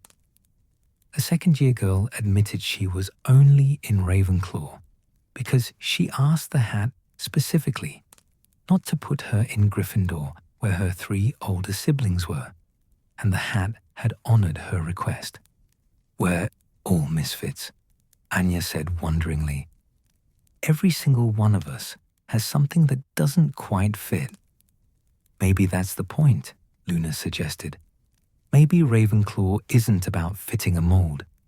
Maybe it's about seeking truth, even when the truth is that we're uncertain or afraid, or not quite what everyone expects." The icicles hummed agreement, a warm, harmonious sound that seemed to wrap around each student like a blanket, like acceptance made audible. The Grey Lady appeared through the wall near the ceiling, her translucent form descending slowly until she hovered just above the gathered students. The ghost looked different tonight, less sad, less burdened, as if the weight of centuries had lightened fractionally. "You are beginning to understand," she said, her hollow voice carrying clearly, despite the murmurs of conversation. "My mother's vision for Ravenclaw was never about being the cleverest or achieving the highest marks. It was about this: honest seeking, vulnerable questioning, the courage to admit uncertainty." She gestured to the icicles. "This magic responds to what my mother called naked curiosity, the kind of questioning that strips away pretense and pride and simply seeks truth. Each time one of you speaks honestly, each time you admit fear or doubt or confusion, the magic grows stronger. The transformation progresses." "Transformation into what?" Marcus asked, though his tone was less skeptical now, more genuinely curious. "Into what you were always meant to be," the Grey Lady said. "Into a house that seeks wisdom through wonder rather than through competition. Into students who learn because they are curious, not because they are afraid." She paused, her gaze moving across the assembled students. "My mother sealed the chamber beneath this tower because she knew future generations would forget. She knew the pressure of academics and career and family expectations would eventually distort Ravenclaw's purpose. So she created a space, a physical space, where the original vision would be preserved, waiting." "Waiting for what?" Luna asked. "Waiting for students brave enough to ask honest questions," the Grey Lady said simply. "Waiting for magic like this." She gestured to encompass the icicles, the gathered students, the entire transformed common room. When enough vulnerability has been shared, when enough pretense has been stripped away, when the house remembers what it means to seek rather than to prove, the chamber will open. How will we know when it's time? Padma asked. The Grey Lady smiled, a ghostly smile, sad and hopeful at once. The icicles will tell you. They will sing a complete song, not just fragments. And when they do, you will find the entrance in a place you have looked 1,000 times but never truly seen. Before anyone could ask more questions, the ghost faded away, leaving only a faint shimmer in the air where she'd been. Students looked at each other, uncertainty and excitement mixing in their expressions. Luna stood and walked to the center of the room, feeling the pull of the icicles above her, the weight of something important beginning to coalesce. I think, she said, we should make this a regular practice, gathering here in the evenings, not just to study but to share, to ask the questions we're actually wondering about, not just the ones that will be on exams. Like a wisdom circle, Moira said, what Professor Winstanley created in 1845. Yes, Luna agreed. Exactly like that. Marcus nodded slowly. As a prefect, I can authorize it. We could call it, I don't know, something that doesn't sound too formal. Evening contemplations, someone suggested. The wandering hour, another voice offered. How about just the circle? Anya said softly. Simple, clear. What we're doing, making a circle of students who want to truly learn. Luna smiled at her. Perfect. The circle formed naturally over the following hour. Students arranged themselves in a loose gathering in the center of the common room, beneath the brightest cluster of icicles. Some sat on cushions conjured from the dormitories. Others settled directly onto the floor. A few perched on the arms of furniture, creating layers of listeners and speakers. How does this work? A third year asked nervously. Someone asks a real question, Luna said. Not a homework question. A real question about magic or life or learning or anything that matters to them. Then others share their thoughts. Not answers necessarily, just thoughts. The point isn't to solve anything. The point is to think together. I have a question, a second-year boy said hesitantly. Is it okay if it's sort of silly? All questions are okay, Luna assured him. Well, why do we have to learn subjects we're terrible at? I mean, I'm brilliant at charms and transfiguration, but I'm absolutely rubbish at potions. Why can't I just focus on what I'm good at? Several students laughed, not mockingly, but with recognition. The icicles hummed quietly, encouragingly. Maybe, Padma said thoughtfully, because being good at everything makes you well-rounded, prepared for whatever career you choose.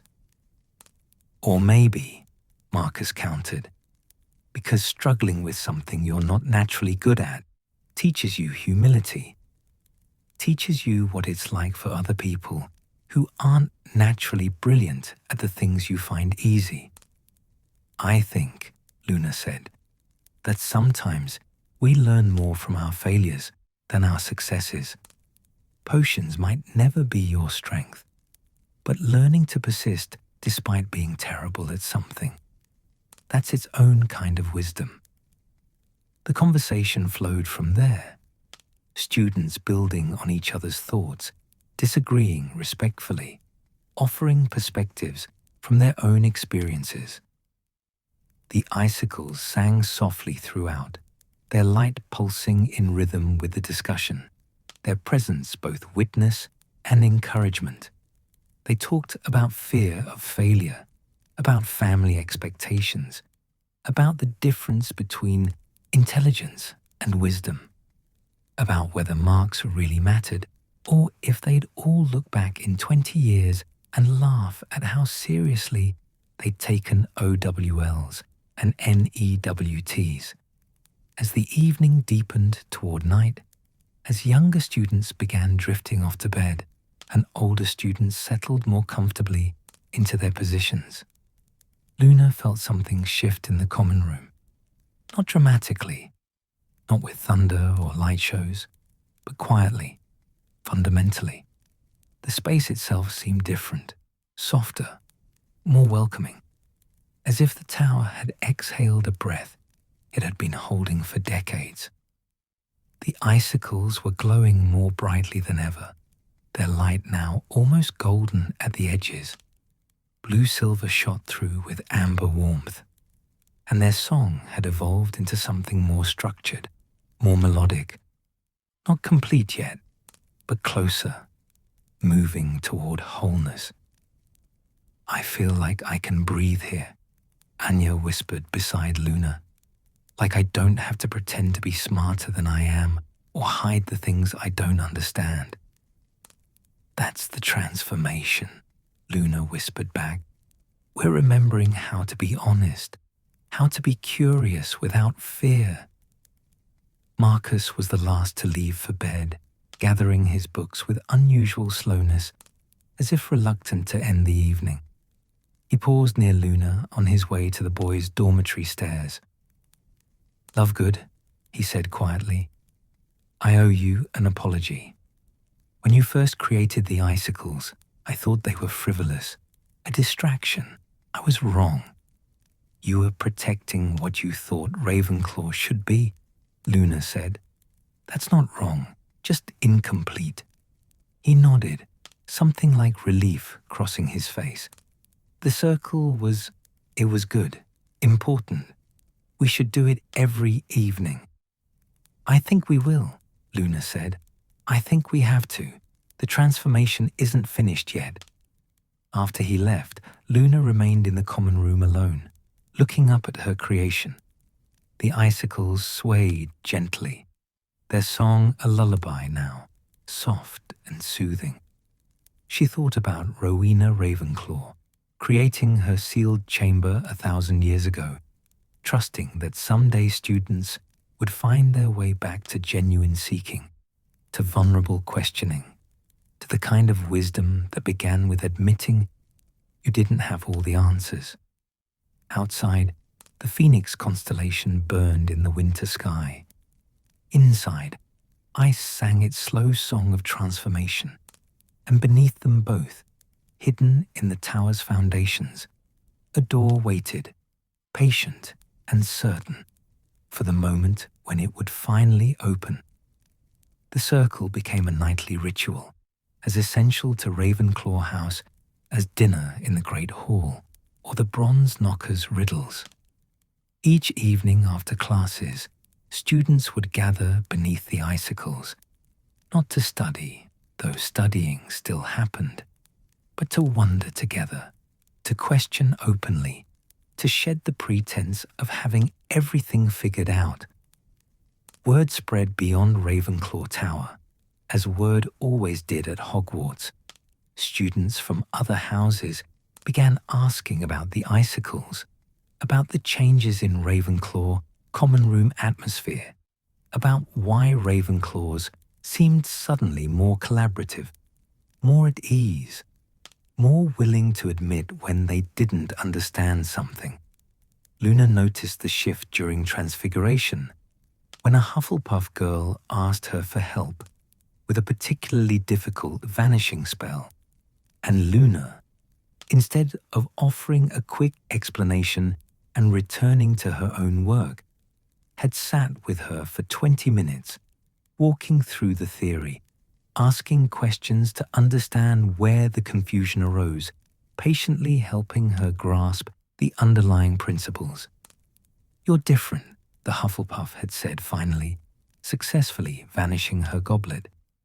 "Ravenclaws are usually so. I don't know. Superior. But you actually wanted to help me understand, not just show me you knew more."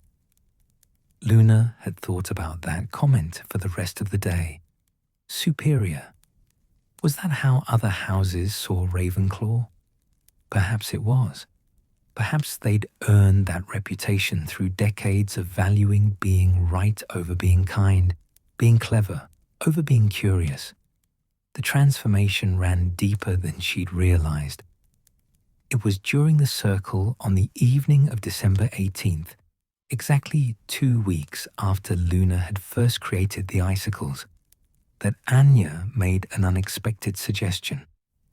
"What if," the first year said during a pause in conversation, "we invited other houses to join us, just for one evening, to see what we've discovered, to experience the icicles, to participate in the circle?" Silence greeted her suggestion. Students exchanged uncertain glances. The common room had always been Ravenclaw's private space, their sanctuary, their home. The idea of opening it to outsiders felt strange, potentially uncomfortable. "The door knocker wouldn't let them in," someone pointed out. "They'd have to answer the riddle." "We could meet them at the entrance," Anya said. "Let them in as our guests." "But why would we?" Marcus asked, not unkindly but genuinely curious. "The circle is ours.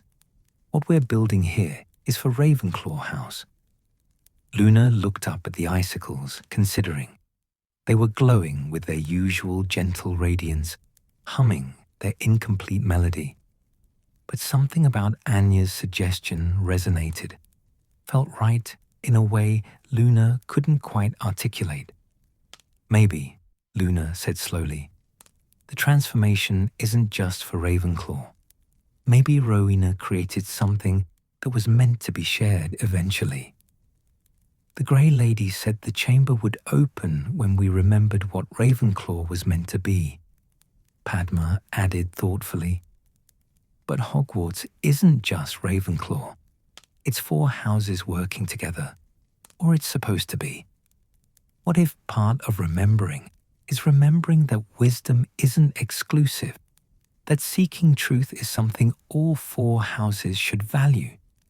Marcus frowned, thinking. The longest night of the year is coming. Winter solstice, December 21st. That's 3 days from now. Traditionally, it's been a time for gathering, for community, for light in darkness. "A midwinter gathering," Moira said, warming to the idea. "We could invite students from all houses to experience the icicles, to participate in a special circle, not making it a regular thing, just once as a gesture." "But what would we offer them?" a 7th year asked practically. "We can't just say, 'Come look at our enchanted ice.' There should be a purpose, a structure." Luna stood and walked to the center of the room, directly beneath the largest cluster of icicles. She closed her eyes and reached out, not with her hands, but with her magic, with the same intuition that had guided her when she'd first created this enchantment. The icicles responded immediately, their humming intensifying, their light growing warmer. And suddenly, Luna understood.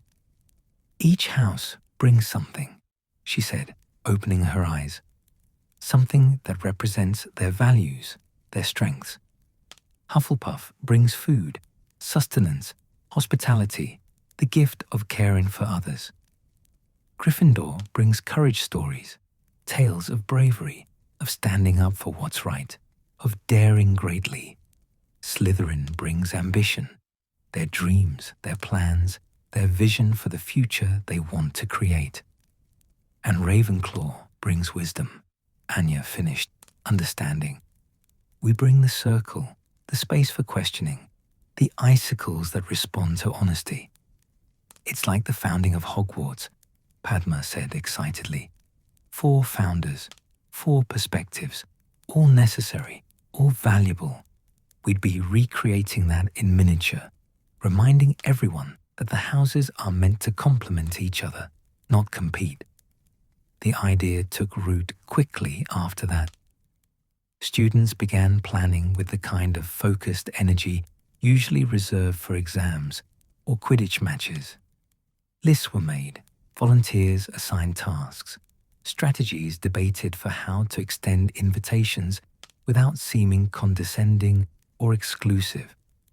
Marcus took charge of the logistics with typical efficiency, organizing everything into categories and delegating responsibilities. Luna found herself appointed as, she wasn't quite sure what to call it, spiritual coordinator, perhaps. The person responsible for ensuring the gathering maintained the right atmosphere, the right intention.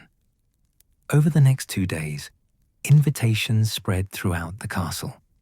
Ravenclaws approached students from other houses in the corridors, in the library, during meals. The invitations were simple: a gathering in Ravenclaw Tower on the longest night of winter, to share what made each house valuable, to experience something unusual and perhaps transformative. Not everyone was interested. Some Slytherins were immediately suspicious, convinced it was some elaborate prank. A few Gryffindors laughed at the idea of sitting quietly in a circle, asking questions, when they could be doing something more active. But many students, more than Luna had expected, responded with curiosity, with interest, with the kind of openness that suggested they too felt something missing in the usual house divisions. On the evening of December 21st, as the winter sun set early and darkness claimed the castle, students from all 4 houses began making their way to Ravenclaw Tower. Luna and Marcus stood at the entrance, taking turns answering the bronze knocker's riddles so they could admit their guests. The knocker seemed to understand something special was happening. Its questions were thoughtful but not impossible, challenging but not cruel. Which came first? It asked a nervous Hufflepuff third year. The phoenix or the flame? The girl thought for a moment, then smiled. Neither. They've always existed together. You can't have one without the other. Well reasoned, the knocker said, and the door swung open. The Hufflepuffs came first, arriving in a cheerful cluster of yellow and black, their arms full of baskets covered with cloth. Luna could smell honey cakes, spice biscuits, something warm and cinnamon-scented. They'd brought enough food for an army, true to their house's generous nature. The Gryffindors arrived in smaller groups, more hesitant, unsure what to expect. But once inside the common room, they stopped and stared upward at the icicles, at the blue-silver-gold light cascading down like frozen aurora, at the patterns dancing across walls and ceiling and floor. Merlin's beard, a Gryffindor 5th year, breathed. That's beautiful. It's magic, his friend corrected. Real magic, not just spells. Magic. The Slytherins came last, and they came together, a unified group of about 15 students ranging from 2nd to 7th year. They entered the common room warily, as if expecting trap or trick, but their expressions shifted when they saw the other houses already mingling peacefully, when they felt the atmosphere of welcome rather than rivalry. By the time full darkness had fallen outside, nearly 60 students filled the Ravenclaw common room, a mix of houses, years, personalities. The space felt crowded, but not uncomfortably so. The icicles had somehow adjusted their light to accommodate the larger gathering, glowing more brightly, casting their gentle radiance across a sea of faces turned upward in wonder. Luna stood near the fireplace and called for attention. The room gradually quieted. "Thank you for coming," she said simply. "We invited you here because we've discovered something in Ravenclaw Tower these past 2 weeks. Something about what it means to seek wisdom, to ask honest questions, to create space for genuine learning. We thought it was just for us. But then we realized wisdom should be shared. Truth should be collaborative.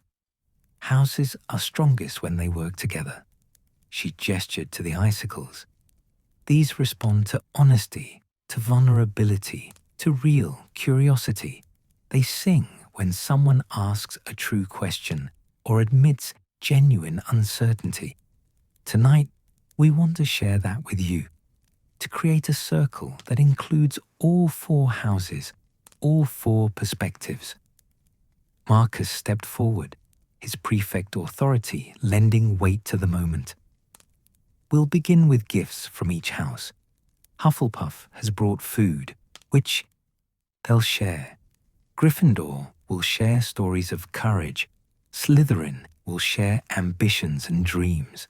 And Ravenclaw offers this space, these icicles, and the opportunity to question together. The Hufflepuffs distributed their food with practiced efficiency. House elves must have taught them, Luna thought, watching the way they ensured everyone received equal portions. Honey cakes glazed to golden perfection, spice biscuits that melted on the tongue, small cups of steaming cocoa, each one somehow maintaining perfect temperature despite the time elapsed since preparation. A plump Hufflepuff 6th year named Barnaby explained as he handed Luna a honey cake. We added essence of contentment to the glaze. Nothing that alters mood, just a charm to help people feel at ease. Thought it might help with the mixed houses. That's thoughtful, Luna said, genuinely touched. Thank you. Students settled throughout the common room with their treats, the initial awkwardness beginning to dissolve as sugar and warmth and generous hospitality did their work. A Slytherin 2nd year sat beside a Gryffindor 4th year, both munching biscuits and commenting on the icicles. Ravenclaws moved through the gathering, ensuring everyone felt welcome, answering questions about the enchantment. When everyone had food and drink, a Gryffindor 7th year named Thomas stood. He was tall, athletic, with the kind of easy confidence that suggested either natural charisma or years of Quidditch captaincy, possibly both. I'll share a courage story, he announced. Not from a book, from life. From this year, actually. The room quieted, listening. My younger brother is a squib, Thomas said simply.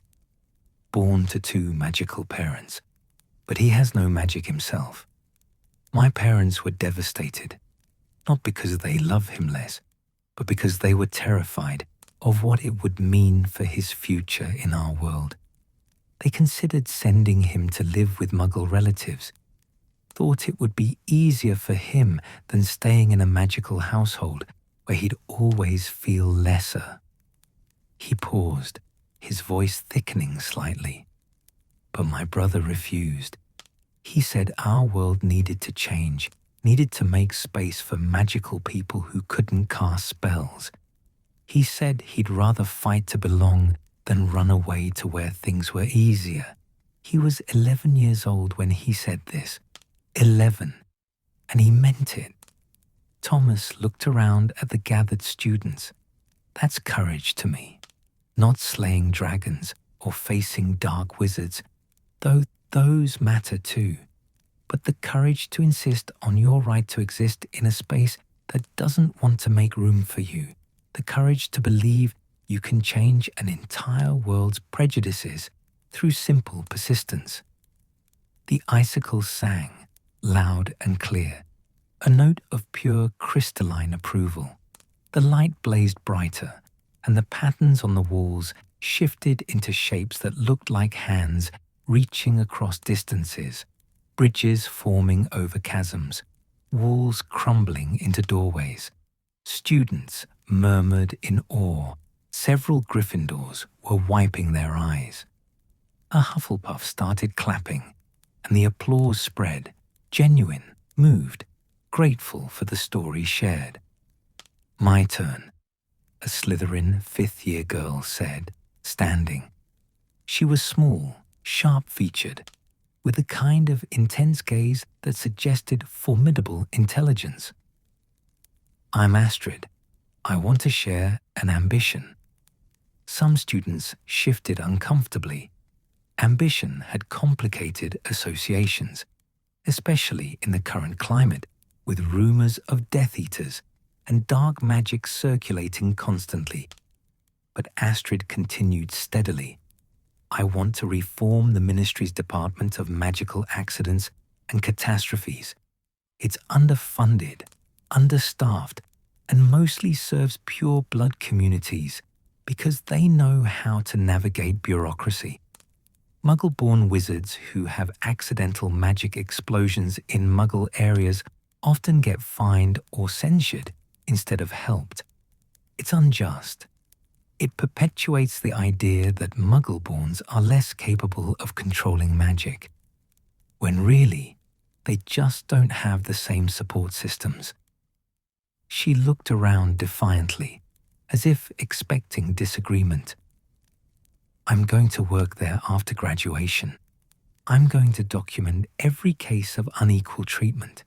I'm going to build evidence, make connections, find allies, and someday, maybe in 10 years, maybe 20, I'm going to change the entire department structure, make it fair, make it serve everyone equally." The icicles sang again, different note, deeper, more resonant. The light shifted to include green among the blue and silver, and the patterns on the walls became intricate diagrams, maps of systems being reformed, networks of change spreading outward. This time, the applause was more hesitant, but no less genuine. A Ravenclaw prefect called out, "That's brilliant. That's using ambition for justice."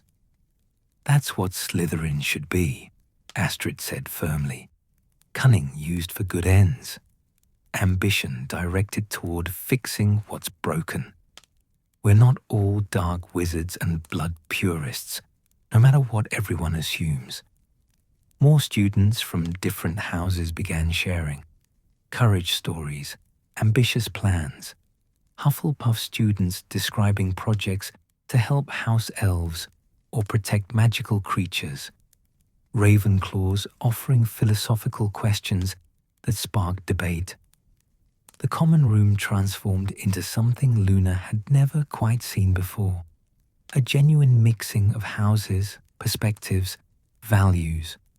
Not forced or artificial, but organic, growing naturally from the simple act of students sharing honestly what mattered to them. As the evening deepened, Luna called for the circle to properly form.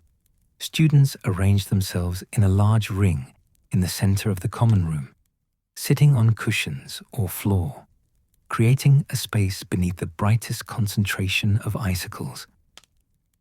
"Now," Luna said, "we do what Ravenclaw has been doing for 2 weeks. We ask real questions. Anyone can ask. Anyone can respond. The only rule is honesty. Say what you actually think, not what you think others want to hear." For a moment, silence. Then a Hufflepuff, first year, raised her hand tentatively. "I have a question.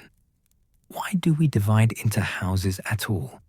Wouldn't Hogwarts be better if we were all just students, learning together without artificial divisions?" "The houses give us identity," a Gryffindor argued. "Belonging. You need that when you're away from family. But they also create prejudice," a Slytherin countered. "How many of you assumed I was going to say something dark or cruel when I stood to share my ambition? Be honest." Several hands rose sheepishly. "Exactly," the Slytherin said. "The houses give us identity, but they also trap us in expectations." "Maybe," Padma offered thoughtfully, "the houses are meant to be temporary, like training wheels. We're sorted based on our values at age 11, but people change. We grow. Maybe by 7th year, we should be able to choose whether to stay in our house or identify as simply Hogwarts students. The conversation spiraled outward from there, students debating, agreeing, disagreeing, building on each other's thoughts, without the usual house loyalty dictating positions. A Slytherin found herself agreeing with a Gryffindor. A Ravenclaw and Hufflepuff disagreed passionately but respectfully. The boundaries that usually defined social interactions at Hogwarts blurred and reformed into something more fluid, more authentic.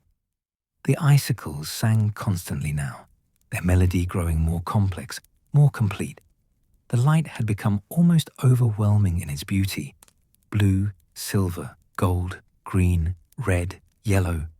All the house colors woven together in patterns that seemed to tell a story of unity, of complementary strengths, of wisdom that came from diverse perspectives joining in common purpose. Luna felt it building, some crescendo, some culmination. The transformation was accelerating, approaching completion. "I feel like," Anya said softly beside her, "something is about to change. Really change." Luna nodded. She felt it too.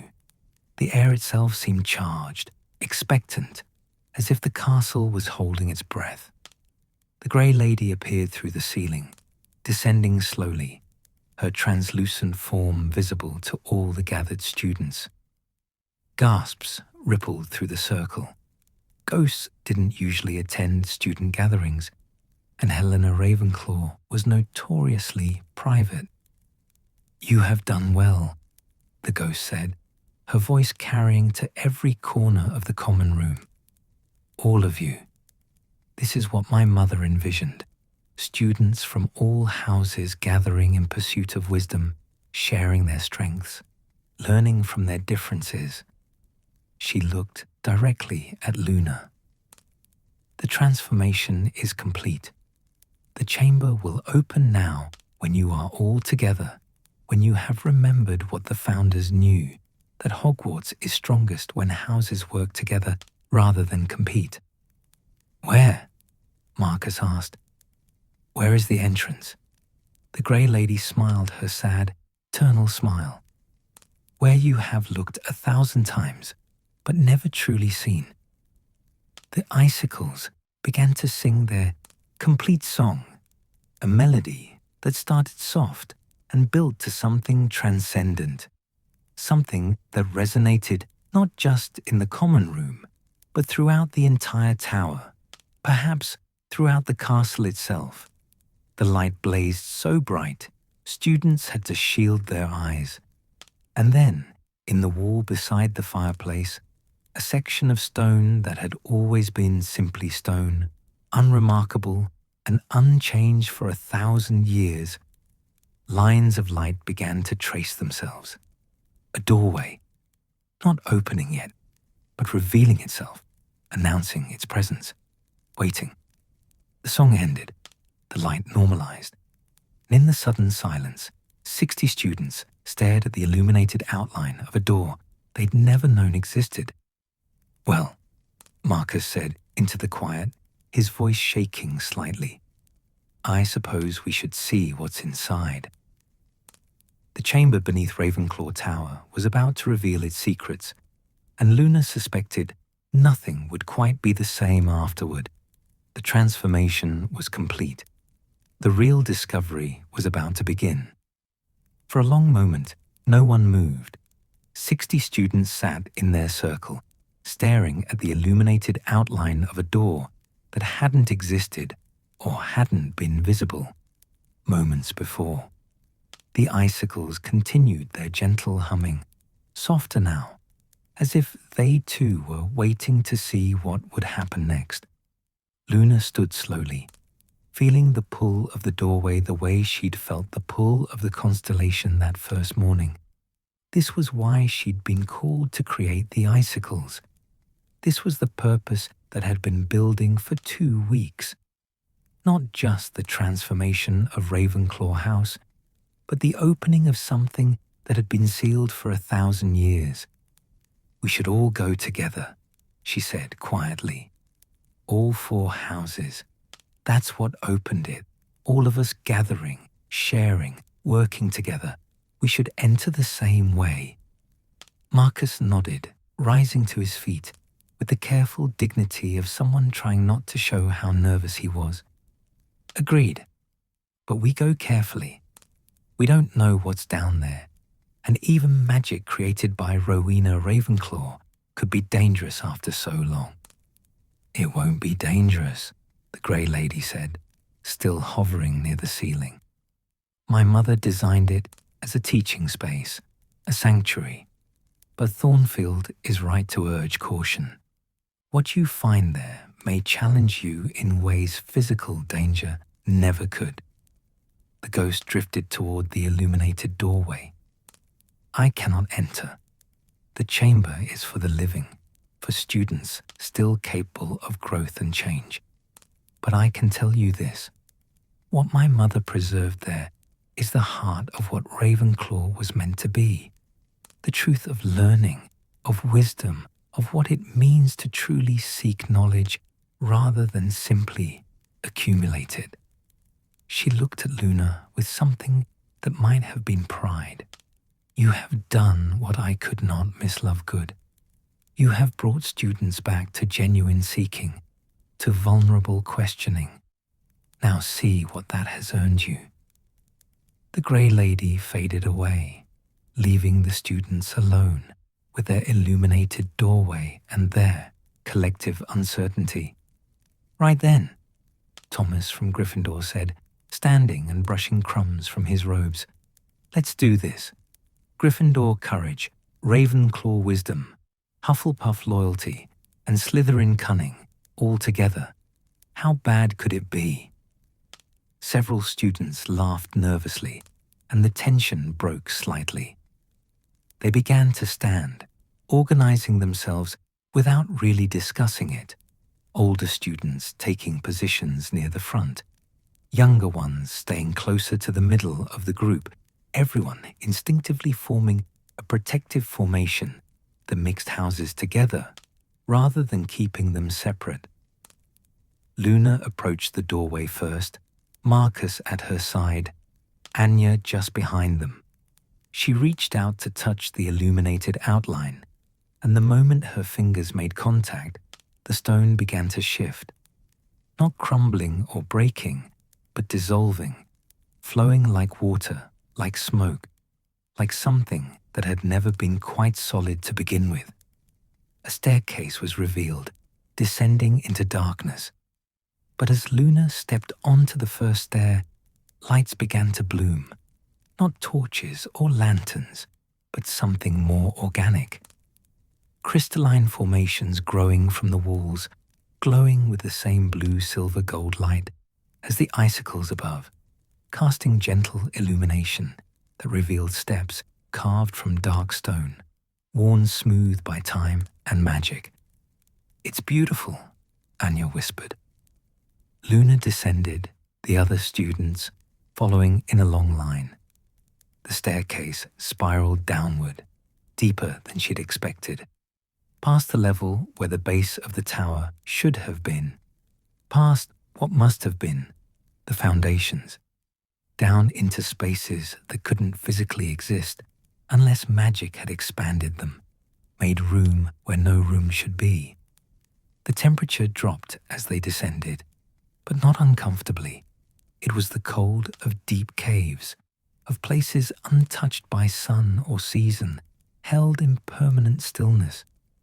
Luna's breath misted in the air, but the cold felt clean rather than hostile, purifying in some strange way. The staircase ended in a circular chamber, large enough to hold all 60 students comfortably.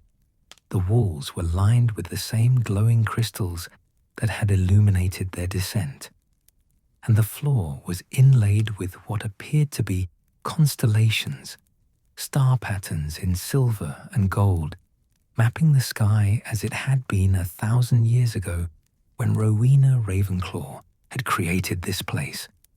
In the center of the chamber stood a single piece of furniture, A fountain, though no water flowed from it now. It was carved from dark stone, circular, perhaps 10 feet across. Strange symbols covered its basin. Not words exactly, but something older, more fundamental. "What is this place?" Marcus asked, his voice echoing slightly in the circular space. Luna walked toward the fountain, drawn by the same intuition that had guided her throughout this entire experience. She looked into the basin and saw not stone, but something like glass, dark, reflective, waiting. Around the fountain's rim, words were carved in ancient runes. Luna recognized some of them from her studies, enough to piece together the message. "Here lies the mirror of true seeking. Let those who would know wisdom first know themselves." "It's a mirror," Padma said, reading over Luna's shoulder. "But what does it show?" "Truth," Luna said softly. "I think it shows truth about ourselves, the kind of truth we usually avoid." Astrid from Slytherin stepped closer, her sharp features skeptical. "Like the mirror of a rest? Shows us what we desire most." "Different," Luna said. She didn't know how she knew, but she was certain. "The mirror of Arist shows what we want. This shows what we need to see, about ourselves, about our learning, about whether we're seeking wisdom or just seeking to prove we're clever." "How do you activate it?" Thomas asked, ever practical. Luna looked around the chamber at the 60 students gathered in this impossible space beneath Ravenclaw Tower, at the glowing crystals and the star maps, and the ancient fountain waiting to reveal truths that might be uncomfortable or challenging or transformative. "I think," she said slowly, "we do what we've been doing. We ask honest questions. We admit what we don't know. We approach it with genuine curiosity rather than trying to prove anything." She turned to face her companions, housemates and cross-house guests all mixed together. "We should do this one at a time. Whoever feels called to approach the fountain can do so. The rest of us will wait, will witness, will support, because I suspect whatever this mirror shows won't be easy to see." "Who goes first?" a Hufflepuff asked nervously. Luna looked at Marcus. He'd been the one most resistant to the icicles initially, the one most invested in Ravenclaw being about achievement and excellence and proving worth through academic success. If the transformation was truly complete, if the change in house culture was real, perhaps it should be demonstrated by those who traveled the furthest distance. "Marcus," she said gently, "would you be willing?" The sixth-year prefect's jaw tightened. For a moment, Luna thought he might refuse, might retreat into his usual defensive superiority. But then something shifted in his expression, a decision made, a wall coming down. "All right," he said. "Yes, I'll go first." He approached the fountain slowly, and the other students drew back, creating space around him while still remaining close enough to offer silent support. Marcus looked down into the dark glass surface, and immediately his expression changed. Shock, then something like pain, then a kind of terrible recognition. "What do you see?" Luna asked softly. Marcus's voice when he spoke was rough, vulnerable in a way Luna had never heard from him. "I see myself, but not as I am, as I could be, as I would be if I stopped being so afraid." He continued staring into the mirror, tears beginning to track down his cheeks, though he seemed unaware of them. "I'm laughing. In the vision, I'm with friends, real friends, not just study partners or house rivals I've intimidated into respect. I'm in Hufflepuff common room, playing some kind of game, looking ridiculous, looking happy." His voice broke slightly.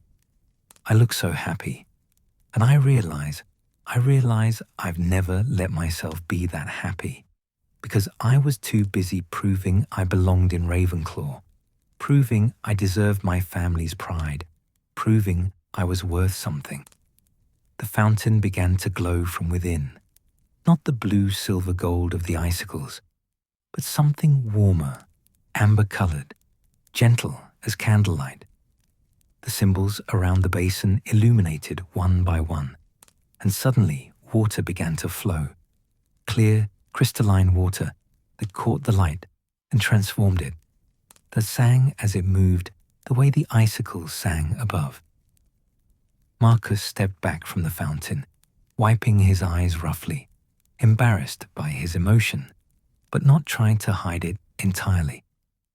"It showed me truth," he said to the gathered students, "the truth that I've been so focused on being what my family expects that I've forgotten to figure out what I actually want, what would actually make me happy." Several students were crying now, not from sadness, but from recognition, from seeing someone be so vulnerably honest about something so many of them felt. "Who's next?" Luna asked gently.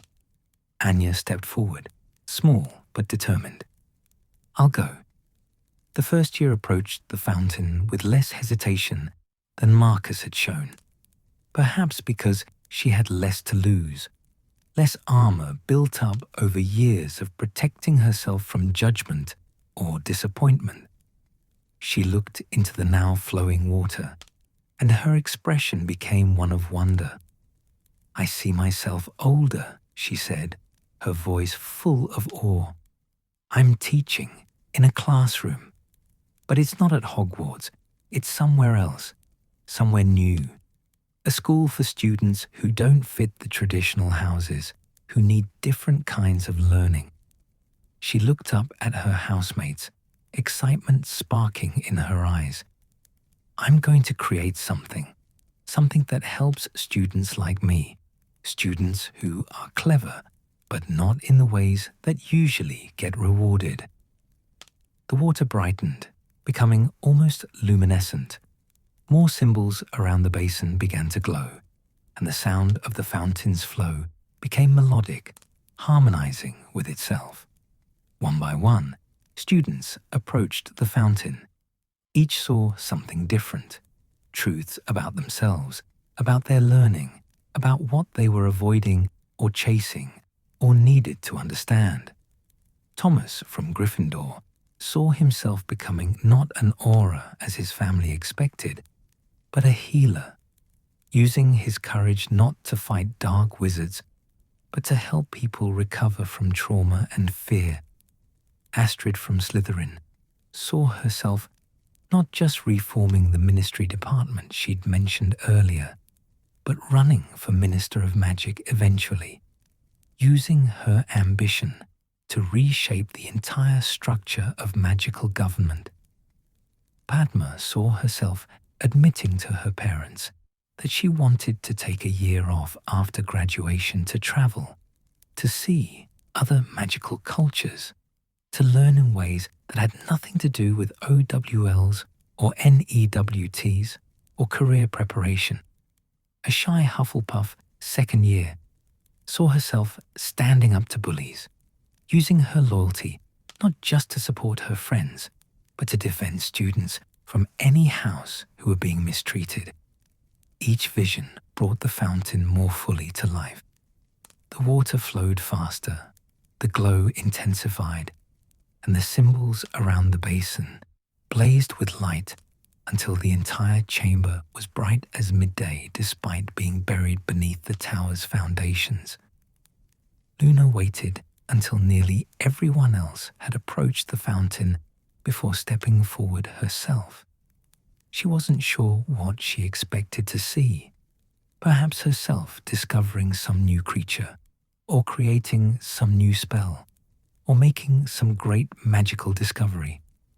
But when she looked into the water, she saw something simpler and somehow more profound.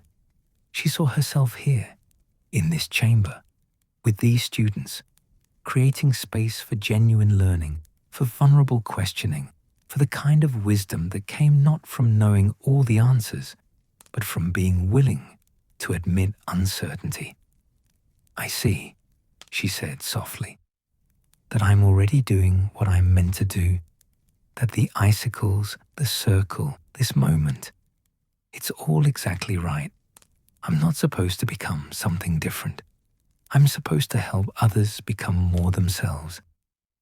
The fountain erupted in light, so bright students had to shield their eyes. When the glare faded, the water had transformed, no longer clear but iridescent, containing all colors at once, flowing in patterns that seemed to map not just constellations, but connections between people, between ideas, between ways of knowing and being. The Grey Lady's voice echoed through the chamber, though the ghost herself was not present. "The fountain is awakened. The mirror of true seeking shows truth to all who approach with honest hearts. This is my mother's gift to Hogwarts, a space where students can see themselves clearly, can understand what they truly seek, rather than what they think they should seek." The voice faded, but its message lingered. Luna looked around at the 60 students gathered in the chamber, faces still wet with tears, expressions still vulnerable, all of them transformed by what they'd seen and shared. "We should come back," Anya said firmly. "Not all the time. This is too important to become routine. But maybe once a month, maybe at the turning of seasons, a chance to check in with ourselves, to remember what we're actually learning for." "A place to return to truth," Marcus agreed. "To remember that achievement means nothing if we're achieving things that don't actually matter to us." Students began the slow ascent back to the common room, talking quietly among themselves, processing what they'd experienced. Some walked alone, needing solitude to think. Others clustered in cross-house groups, continuing conversations started in the circle above, forming friendships that wouldn't have been possible before tonight. Luna was the last to leave the chamber. She paused at the entrance, looking back at the fountain with its iridescent water, its glowing symbols, its promise of ongoing truth-telling for any student brave enough to look. The icicles had led to this. The constellation had called her to create magic that would transform not just Ravenclaw House, but the entire school's understanding of what it meant to seek wisdom. And now, the fountain would continue that work, a permanent reminder that learning meant nothing if you didn't first understand yourself. She climbed the stairs slowly, feeling the weight of accomplishment, but also the weight of responsibility. Something had been set in motion tonight, something that would ripple outward through the rest of the year, through future years, through generations of students who would discover the chamber and face their own truths in its mirror. The common room was quieter when she emerged. Most students had already dispersed, some to their dormitories, others to different parts of the castle. A few from other houses being escorted out by Ravenclaw students who'd volunteered to guide them back to their own towers and dungeons. The icicles still hung from the ceiling, but they looked different now, less like frozen decoration and more like completion, like something that had fulfilled its purpose and could rest, satisfied.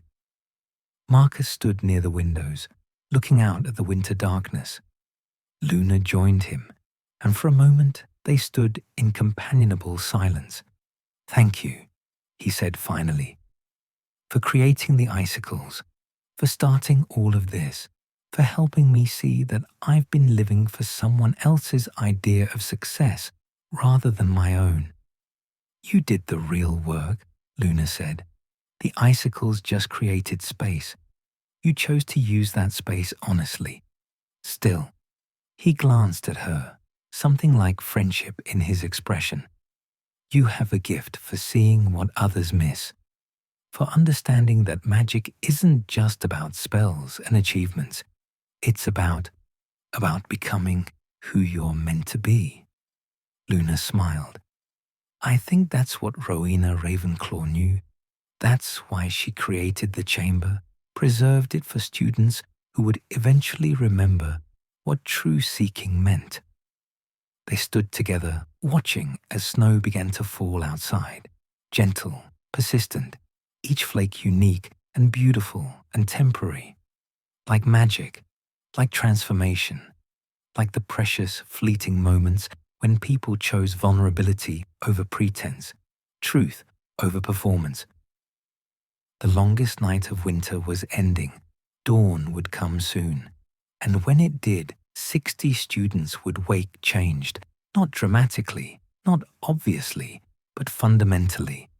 They would return to their classes and their homework and their ordinary routines, but they would carry with them the memory of what they'd seen in the fountain's mirror, the understanding of what they truly sought beneath all the expectations and assumptions and fears. The transformation was complete. The real work of living that transformation was just beginning. And above them all, through the common room ceiling enchanted to show the actual sky, the Phoenix constellation burned, wings spread wide, flying towards something distant and bright. Transformation, renewal, the cycle ending and beginning again. The icicles hummed their quiet approval, and outside, the winter whispered stories in the language of frost and starlight and change. Luna woke on the morning of December 22nd to find her dormitory bathed in pale winter light.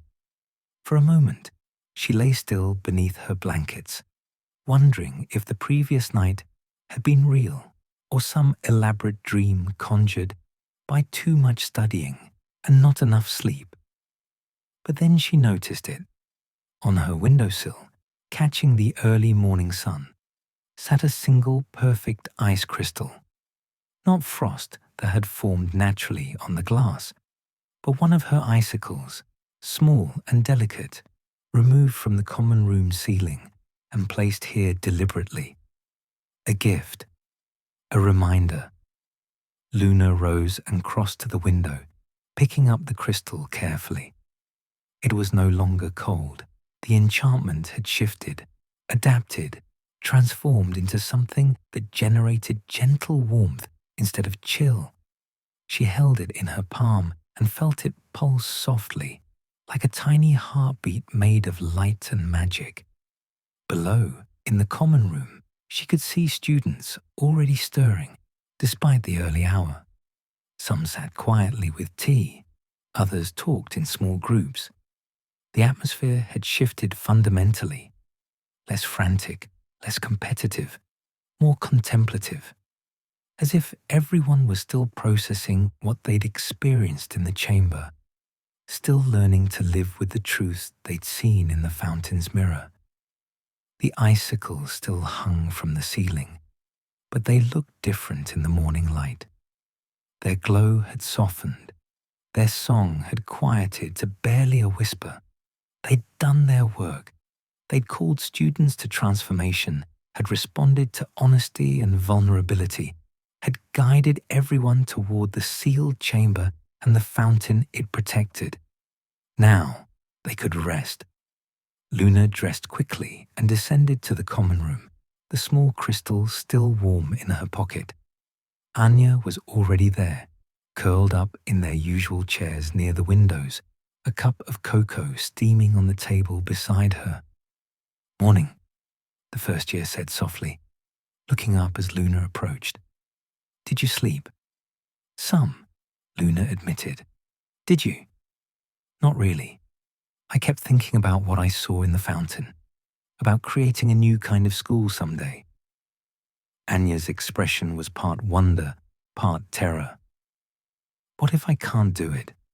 What if it was just wishful thinking? Luna settled into her chair, looking at her young friend. The fountain shows truth, not fantasy. If you saw yourself creating something new, then that's possible for you. Whether it happens depends on the choices you make between now and then. That's both comforting and terrifying. Most true things are, Luna agreed. Students from other houses began, appearing at the entrance, answering the bronze knocker's riddles to gain entry. Word had spread overnight somehow. Not about the chamber, which remained a secret shared only by those who'd been present, but about the atmosphere in Ravenclaw Tower. About how something had shifted and students from all houses were now welcomed rather than tolerated. A Hufflepuff, 4th year, entered with a small basket of muffins, warm from the kitchens. "Thought you might want breakfast," she explained, distributing them to the Ravenclaws present. "After last night, I wanted to say thank you for including us." The fountain showed me something I needed to see, a Slytherin 3rd year added, accepting a muffin gratefully. Something I wouldn't have discovered on my own. So thank you. More students trickled in throughout the morning, cross-house visits that would have been unusual even a week ago, but now felt natural, right? They came to sit beneath the icicles, to experience whatever remained of the magic that had drawn 60 students together the night before. Luna noticed that the icicles responded differently now. They still hummed softly when genuine questions were asked, still glowed more brightly when students spoke with vulnerability, but there was a sense of completion to their magic. They'd reached their full expression. What happened next would depend not on the enchantment, but on the students themselves. Professor Flitwick arrived mid-morning, letting himself into the common room with the ease of someone who'd been head of Ravenclaw House for decades. He stood just inside the entrance, surveying the mixed group of students, the icicles, the atmosphere of peaceful contemplation. "Miss Lovegood," he said, spotting Luna near the windows. "Might I have a word?" Luna joined him near the door, suddenly nervous. Had they broken some rule by opening the chamber? Had she overstepped by creating magic that transformed not just her own house, but the relationships between all 4 houses? But Professor Flitwick was smiling, a genuine smile that crinkled the corners of his eyes and made him look younger despite his considerable age. "I wanted to thank you," he said quietly, pitched so only she could hear. "What you've done here, what you've helped these students discover, is extraordinary. Not just the icicles, though those are remarkable spell work, but the transformation you've facilitated, the return to genuine seeking, to vulnerable learning, to collaboration across house boundaries." He paused, looking up at the icicles with professional appreciation. "When I was a student here, during the last appearance of the Phoenix constellation, something similar happened. A Ravenclaw boy created enchanted snowflakes that helped students remember what true learning meant." "I was that boy, Miss Lovegood." Luna stared at him, understanding blooming. "You opened the chamber. I did, with a group of students from all houses, just as you did last night. We discovered the fountain, saw our truths, were transformed by the experience." His expression grew wistful. "I'd hoped the changes would be permanent, but gradually things drifted back to old patterns. Competition replaced collaboration. Achievement replaced curiosity. The chamber sealed itself again, waiting for the next cycle. The next group of students brave enough to seek wisdom rather than simply success. Will that happen again? Luna asked. Will everything we've done just fade away? Perhaps, Professor Flitwick said honestly. Institutions are slow to change, and people are comfortable with familiar patterns, even when those patterns aren't serving them well. But each cycle plants seeds. Each transformation leaves traces. And maybe, eventually, enough seeds will take root that the changes become permanent. He reached up and patted Luna's shoulder gently. You've done something remarkable. You've reminded not just Ravenclaw, but all of Hogwarts, that houses are meant to complement each other, not compete. That wisdom comes from acknowledging what you don't know, not from proving how clever you are. That's a gift worth giving, even if it only lasts a season. After he left, Luna returned to her seat by the windows. Students continued to come and go, some studying, others simply sitting in the presence of the icicles, a few engaging in quiet conversations about what they'd learned, what they'd seen, what they hoped to become. Marcus appeared mid-afternoon, looking better rested than Luna had seen him in weeks. The tightness around his eyes had eased, the rigid set of his shoulders had relaxed. He carried a small wrapped package which he held out to Luna somewhat awkwardly. For you, he said, for creating all of this, for helping me see. He trailed off, but Luna understood. She unwrapped the package carefully to find a journal, beautiful, bound in soft blue leather, the pages thick and cream-colored, perfect for sketching or writing. On the first page, Marcus had written in his precise hand, for recording constellations, observations, and moments of genuine seeking. May you continue to see what others miss. MT. It's perfect, Luna said, genuinely touched. Thank you, Marcus. He nodded, still uncomfortable with emotional expression, but trying. I wrote to my parents this morning, told them I want to work with magical creatures after graduation, not go into the ministry like they expect. Told them I might not be head boy material, and that's all right, because I'd rather be someone who's kind than someone who's impressive.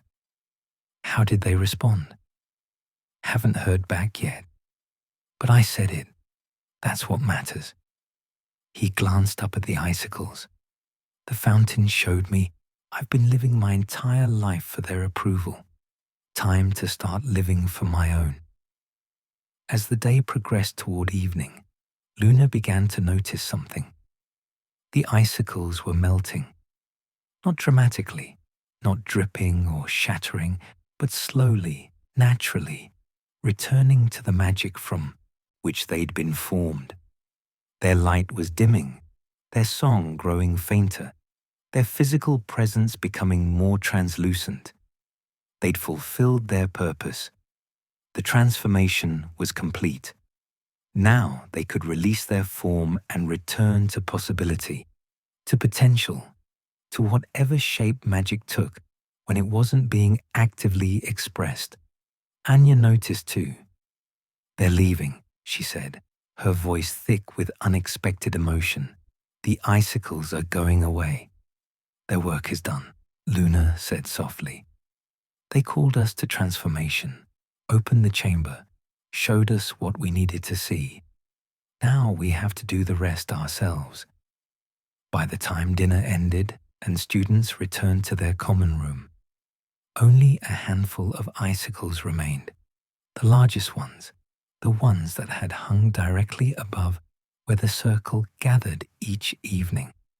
The rest had dissolved into shimmer and light, leaving only memory and changed hearts behind. The circle gathered one final time beneath the remaining icicles. Not just Ravenclaws now, but students from all houses who'd been present the previous night, who'd seen themselves in the fountain's mirror, who wanted to mark the ending of something significant before returning to their ordinary routines. "We should talk about what happens next," Thomas from Gryffindor said. "The icicles are leaving. The chamber is still there, but we can't spend every evening in it. It's too important, too intense for constant use. So what do we do? How do we keep this going?" "We remember," Luna said simply. "We remember what we learned about honest seeking, about vulnerability, about working across house boundaries. We carry it with us into classes, into friendships, into how we approach learning and living." "We could still meet," Padma suggested. "Not every night, but maybe once a week. Keep the circle tradition going. Ask honest questions. Share genuine struggles. Support each other's growth. In different common rooms," Astrid added. "Rotate between houses, so everyone gets experience in spaces they don't normally access. Everyone learns to see Hogwarts from different perspectives." Ideas flowed freely. Plans for ongoing circles, for cross-house study groups, for collaborative projects that would mix students from different houses and years, for ways to preserve what they'd discovered even as the physical magic that had catalyzed it faded away. The last icicle began to dissolve as the evening deepened toward night. Students watched in respectful silence as it slowly, gracefully released its form. Light dispersing, song fading to whisper, solid ice becoming something less tangible, but no less real. When it finally vanished completely, the common room felt different.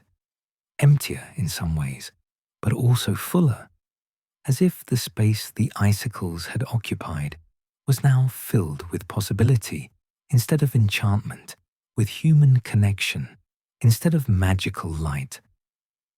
Luna stood and walked to the center of the room, to the spot where she'd first raised her wand, and whispered Glacius Pendula in the pre-dawn darkness 2 weeks ago. "Thank you," she said to the empty air, to the dispersed magic, to whatever remained of the icicles in the spaces between visible things. "Thank you for teaching us what we needed to learn."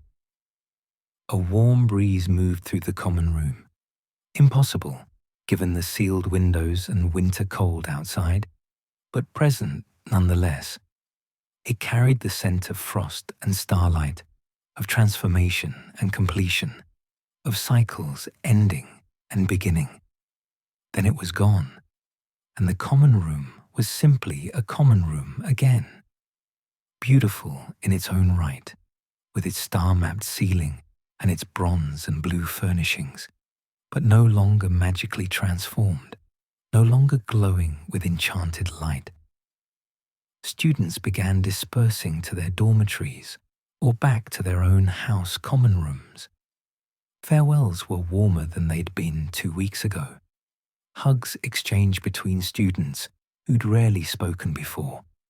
Promises made to meet again, to continue the circles, to preserve what they'd discovered together. Luna was the last to leave for bed, as she'd been the first to wake that morning so many days ago. She stood alone in the empty common room, looking up at the ceiling where the icicles had hung, seeing nothing but enchanted sky showing the actual stars beyond. The Phoenix constellation was setting, disappearing beyond the western horizon as winter progressed toward spring. Its time was ending. The transformation it had signaled was complete. Luna pulled out the small crystal from her pocket, the one that had been waiting on her windowsill that morning. It still glowed faintly, still pulsed with gentle warmth. A piece of the magic preserved, a reminder of what they'd created and discovered and become. She crossed to her favorite chair near the windows and settled in, pulling out the journal Marcus had given her. The first page was already inscribed with his message. Luna turned to the second page and began to write. December 22nd.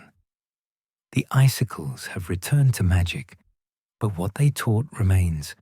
We learned that Ravenclaw isn't about being the smartest, but about seeking truth, even when it's uncomfortable. We learned that houses are stronger together than apart. We learned that genuine wisdom begins with admitting what we don't know. The phoenix flew across the winter sky and called us to transformation. We answered. We changed. And now we must live into that change, must make it real through daily choices and ongoing courage. Rowena Ravenclaw's chamber waits beneath the tower, patient and permanent, ready to show truth to any student brave enough to look. The fountain will continue its work. The transformation will ripple outward, touching students we haven't met yet, years we won't live to see.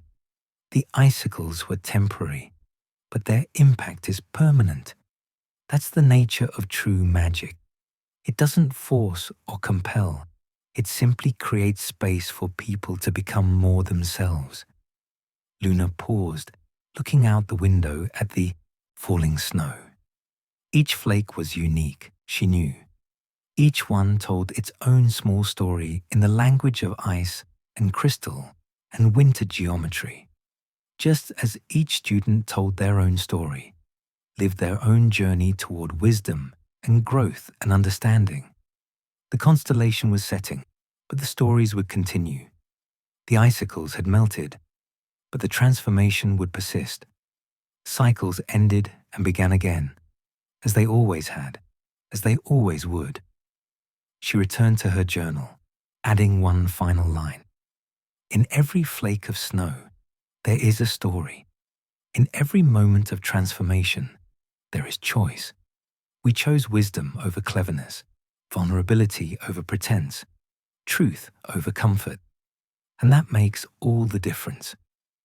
Luna closed the journal and sat for a moment in the quiet common room, the small crystal warm in her hand, the winter night peaceful beyond the windows. Tomorrow, students would wake to ordinary routines. Classes would resume their normal patterns. The castle would continue its ancient rhythms. But something fundamental had shifted, not just in Ravenclaw Tower, but in the hearts of 60 students who discovered what it meant to truly seek, to honestly question, to vulnerably learn. The transformation was complete. The real work of living transformed was just beginning. And somewhere beneath the tower, in a chamber that would wait another 50 years before revealing itself again, a fountain flowed with iridescent water, showing truth to empty air, patient and eternal, and ready for the next group of students brave enough to look. Luna stood, tucked her journal and crystal safely away, and climbed the spiral stairs to her dormitory. Her dormitory mates were already asleep, breathing steadily in the winter darkness. She slipped into bed and pulled the curtains closed, but before sleep claimed her, she whispered once more to the magic that lingered, to the icicles that had taught them all so much. Thank you for everything, for teaching us to see what really matters. A warm breeze stirred her curtains, impossible but real, carrying the scent of frost and starlight one last time. Then silence, then sleep, then morning, with all its ordinary wonders and ongoing transformations. The phoenix had flown, the icicles had melted, the stories continued, and in every flake of falling snow, winter told its tales of beauty, impermanence, and the precious gift of things that transform us precisely because they cannot last forever.